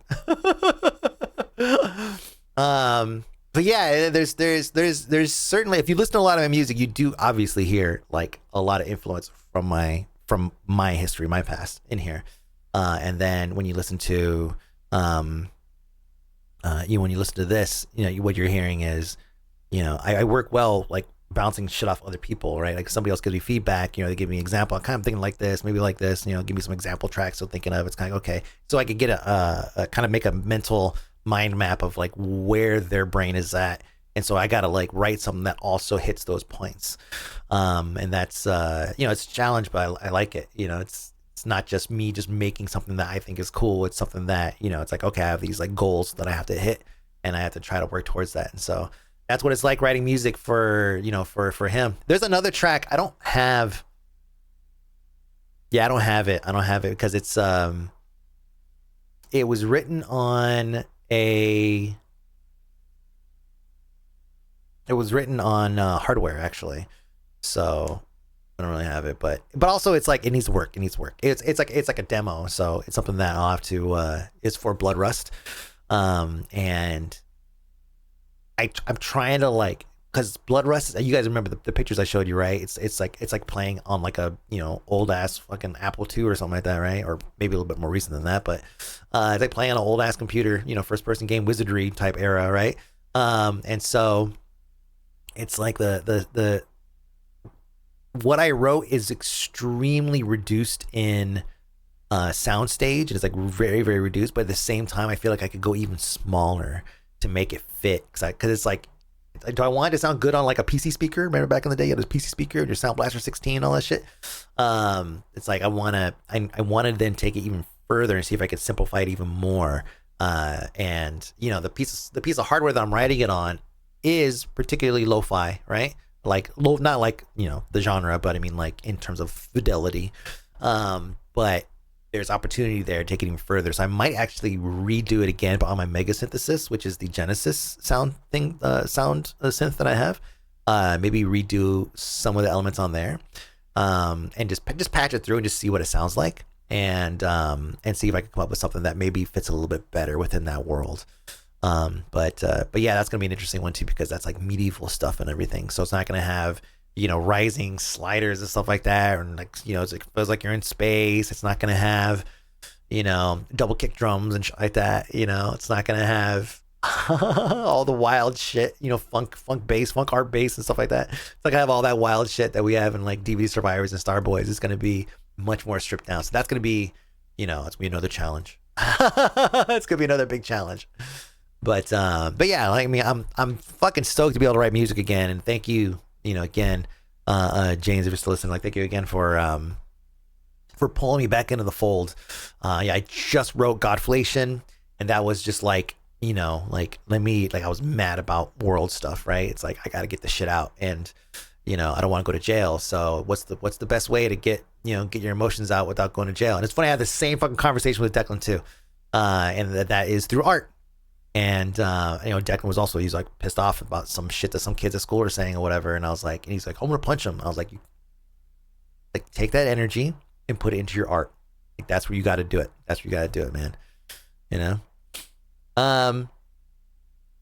Let me see, like right now, so you could drop. Okay. Hey, if you guys are still here, I want to drop some keys. I want to drop some keys. Let me see if I could get in. You know what I'll do? I'll put them in bro games. I'll put them in bro games in Discord. All right. I'm not gonna put them in chat here.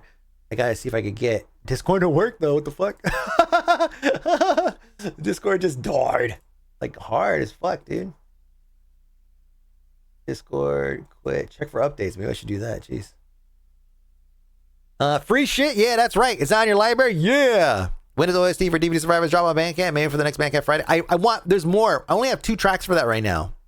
Yeah, 2 tracks. And like you saw, I don't really have a single version. Like a radio edit album version.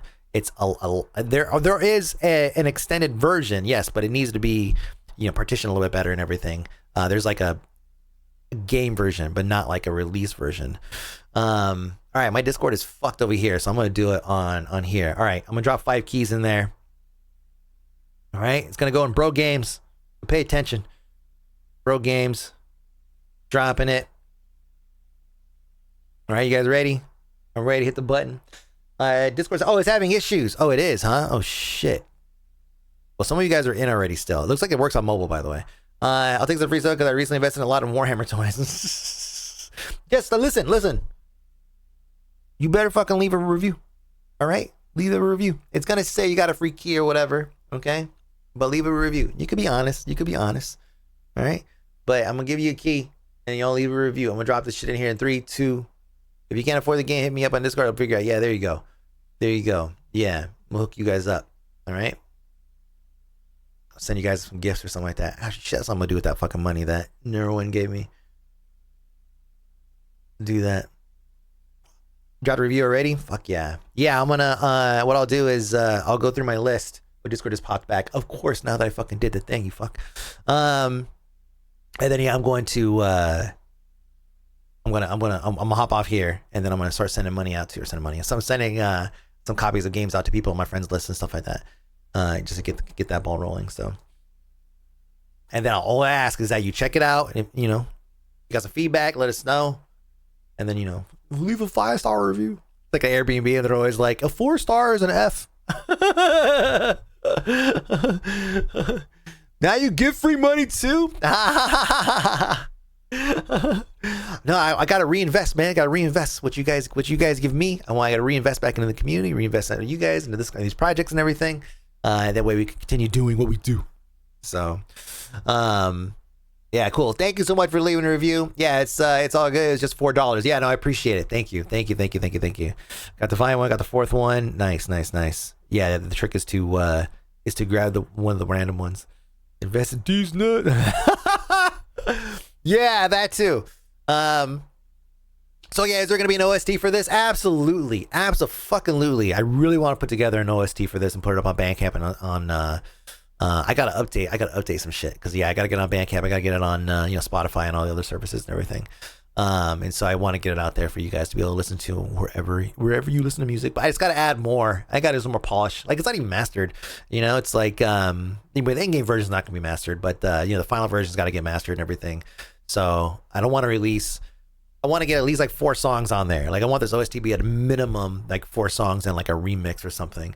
And so we'll figure out probably like a main menu theme, probably like a boss theme. We want to work on that. And then other elements too. So yeah. Looks like we're back live here. Okay, cool. I can see you now, James. I can see you now. Gateway community keys. Yeah, I grabbed it. Shiloh is on my mom's PC. Says I have an art card, and I bet nobody has tested it out yet. Oh shit. Bandcamp OST. There you go. Oh, from my friends only. Oh shit. Okay. I got some friends. Let me see. Let me pop this into. Let me see. Okay. Let me see. All right. If you did not get a key, from the list that I gave, then hit me up directly. Just drop me a DM. I'm gonna throw you a key. And if I don't get through all these, and whatever I don't get through, I'll throw in Bro Games later, and then that way you guys can get in and grab it there. All I ask, of course, is just some feedback. That's all. So you got the third one. Okay, so hold on a second. Third, fourth, wait, the Vine one, that's the one that. Wait, how did you get the Vine one? The Vine one was the fourth one. Which one did you get, Demi? Already bought it, even though I don't play these sites. I appreciate it. Thank you. I bought it as soon as I turn on my PC. Fuck yeah. Thank you, guys. Thank you. Yeah, it's huge. That's huge. Vi is the 5th. Oh, there's a VY in the 4th one too. That's funny. Okay, so let me go ahead and pull those out here. And you know what? Then I'm gonna append these to the. Okay, I've updated. Let me see. I pulled out the last 3 since those seem to be taken, and I'm gonna update here with a couple more. I'm gonna keep the last 2 to myself for now. All right, so I'm replenishing. There we go. Got the second. Okay, I'm gonna edit that out. Thank you, guys. Thank you. I'm gonna make Declan leave a review. All the times that I promote your YouTube channel, it's about time you pay it back, son. Has Declan played it yet? He has watched me play it. I have not put a copy on his PC yet. I sent him a link, but motherfucker doesn't get to it until I force him to do it. And a poor kid. Like, I've been so busy, like with this and with like catching up with other projects and stuff like that. Most of the time when him and I chill together, it's like we're watching YouTube or and I'm playing like Eugenics or something like that. But now that I have it, I'm gonna put it on my Steam Deck, and that I could play it right next to him, because that was something that I wasn't really able to do before. Put a copy on your wife's PC too. She don't even have PC, dog. She a Mac person. But actually, it would work though. I guess if she doesn't have a Steam. She doesn't have a Steam account. Funny enough. Sound like my buds? Hell yeah! Thank you guys. Thank you. Sam helped me in the puzzle that I showed you last night. Oh really? You woke puzzle. I love it though. That's so funny. I like, where are you even gonna find something like that? That's such a Bay Area puzzle. And then you're like, it was made by a company in Oakland. It's like, Oakland ass puzzle, yeah. Any mode the game has fun for the whole family. Yeah, everybody knows the DVD logo. Everybody knows the DVD logo. Now you get to be the DVD logo, right? And fucking do all that shit. All right, let me see. Dark and Sin.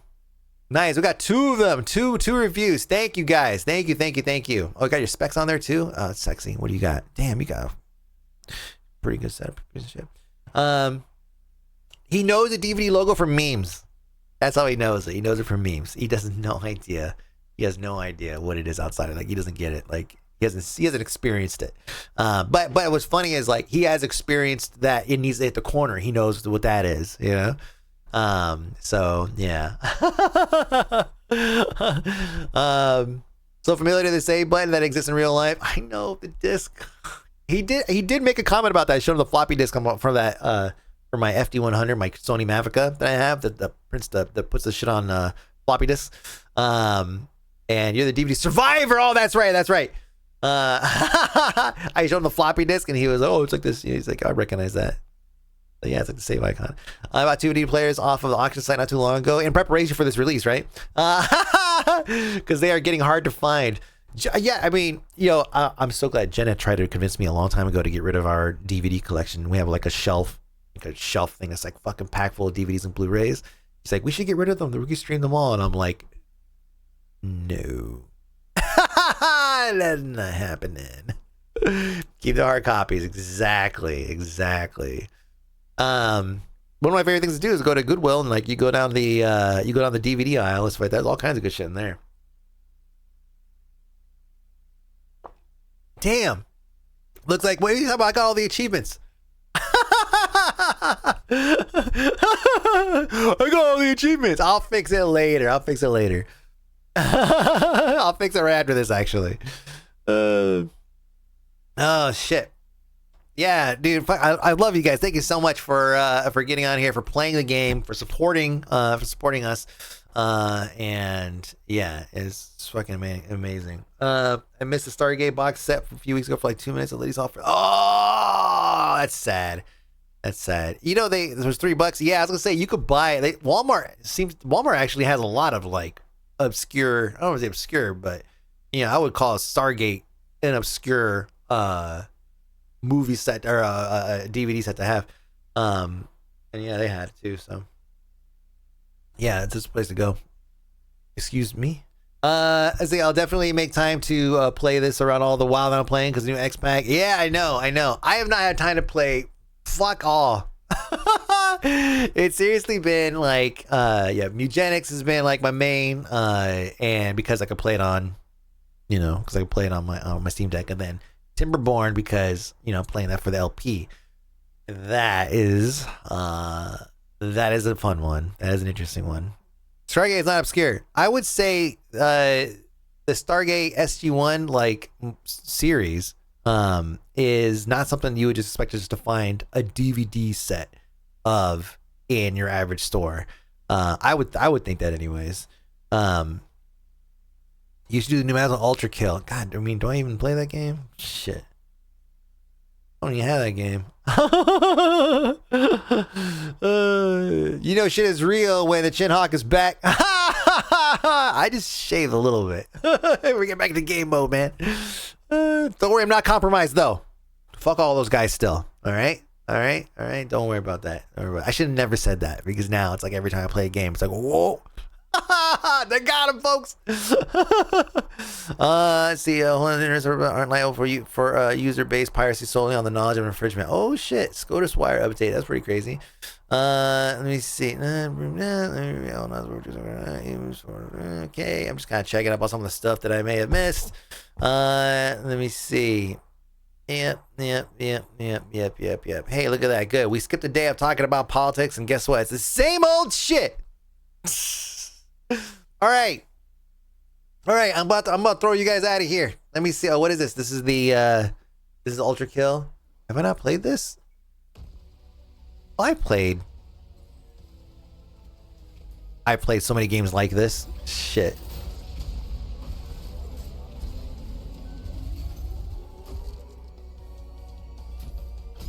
Layer 8, Fraud P Banks, Brutal.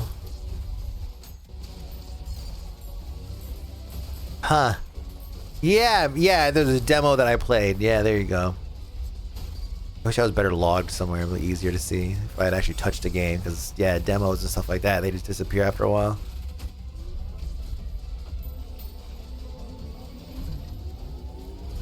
That doesn't look too bad.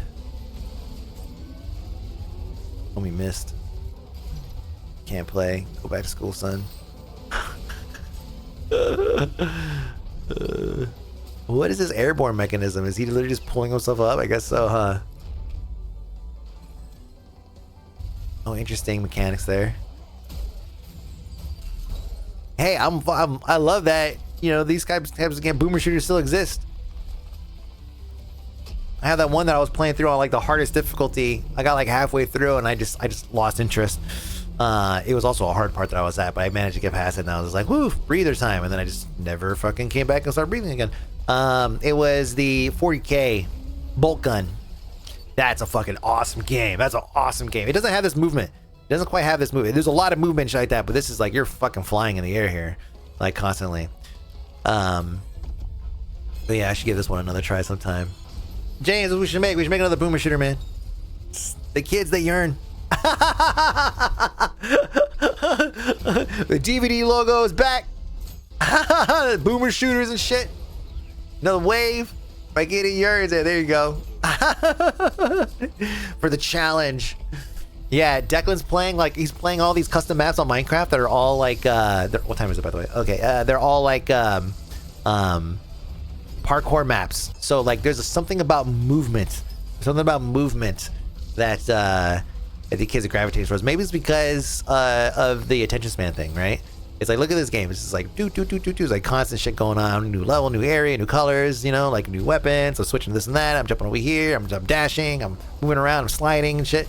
Like there's so much movement that, you know, when you look at like the original Doom, where you're kind of slowly making your way through these catacombs or through these tunnels and shit like that, into these arenas, into these whatever, it does not have this level of movement, this degree of verticality and all that shit. And so, yeah, like I said, Declan's playing. Take this, turn it into a Minecraft map, and then like basically turn it into like add a parkour element instead of shooting. And that's what Declan's all over right now, racing through that. He's basically challenging his own times and stuff like that. And I'm like, yeah, bitch, you made fun of me in trials. Now look at you. And so, yeah, it's great to see them, to see that. I guess the attention span is just so hurt that the games like this are gonna be coming back and going crazy. You should be Ultra Kill. Are you seeing this? Starship Troopers game is surprisingly good. Let me see. What are we looking at here? Blem. He should play. Yeah. Get him speed running. I mean, he definitely understands the concept of speed running for sure. Pathetic sound effect, but in actuality does really high damage. Then you've also got a couple of different grenade types, both the... This is Starship Troopers game. Yeah. When did this come out? 9 days ago, huh? That was a new one, huh? They put another one out. Shit. Compare that to the old... What the fuck was that, Blazing Saddles? So enemies. And if you take the time to stop and look at that swarm off in the distance, you'll actually see it's just a bunch of 2D sprites running around aimlessly. It is the bulk of the... What the hell is that shit? Oh man, it's a Bolcon developer. Oh shit. Okay, so it's got some good. It's got some good pew pew then. I'm just clicking randomly here. Oh Oh yeah, Gears. Let me back. Damage, like these slower firing pulse cannon variants. There's also a every generation, every half generation, I swear, there's a game where you kill big bugs. Like, yeah, like there's every other. I can say half generation. It's like every 5 years, something like that. It's like there's a wave of like, oh yeah, I play that. What do you? Oh, it's a bunch of you kill a bunch of bugs. What's the game about? Oh, you kill bugs like en masse, you know. I'm doing my part. Earth Defense Force. Oh, absolutely. Yeah, Starship Troopers is a big one, of course. I mean, shit. Like, it's just you're just killing big ass bugs. This game looks like it did 6 years ago, and I have 1 billion in backup or some shit. Oh, and I don't know. For liberty, yeah. Jesus. Good. We need to keep these things going. I guess the other like horde game was like Left 4 Dead or whatever. There's no bugs there, but still. It's like you have to guess people's age by asking them what their favorite Final Fantasy is. Yeah, totally. You can't even ask them what game they're playing Minecraft. It's like, oh, bitch, you could be fucking 5 or you could be 50, for fuck's sake. That doesn't help me at all. I should have Sam recorded Ultra Kill run so you can see he's really good. I believe it. I believe he's good. I know you're not just being a mom. You're just like, oh, my son is just so good at this game. I know that he's legit good. I totally believe it. Absolutely.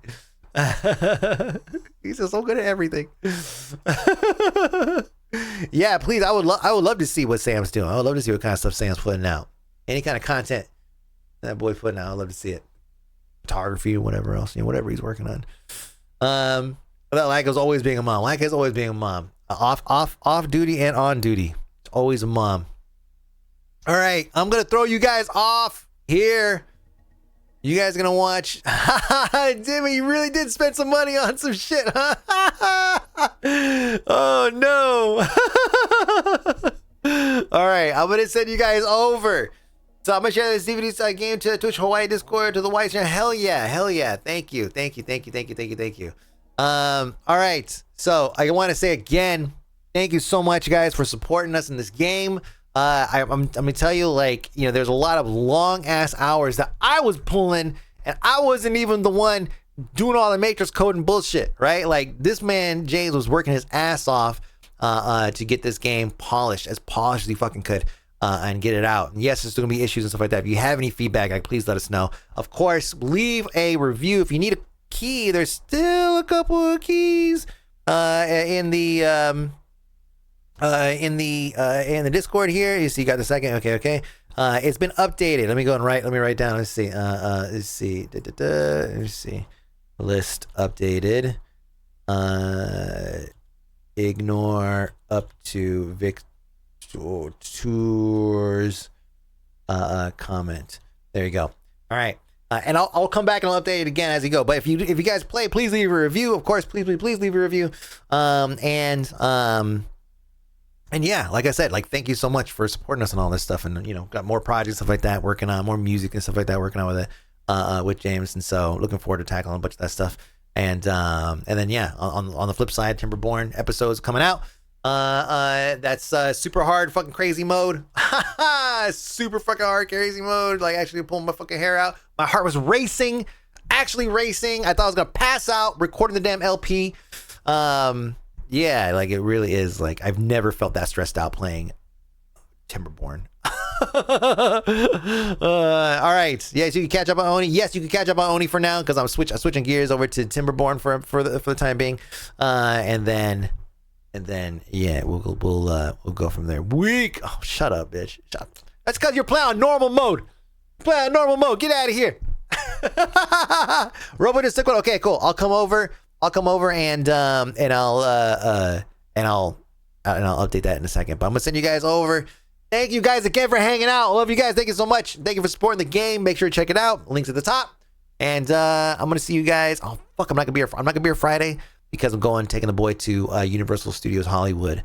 We've owed him this damn trip for so long, like 5 months now, and mostly my fault. I was broken. I couldn't go the last time. The time before that was just bad timing. So he's gonna go. He's gonna experience this shit. Hopefully I see Megatron or something, and he's talking a bunch of shit to people.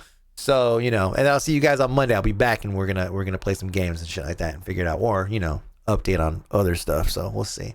But yeah, be good. I'm sending you guys out. Thank you so much for watching, and bye.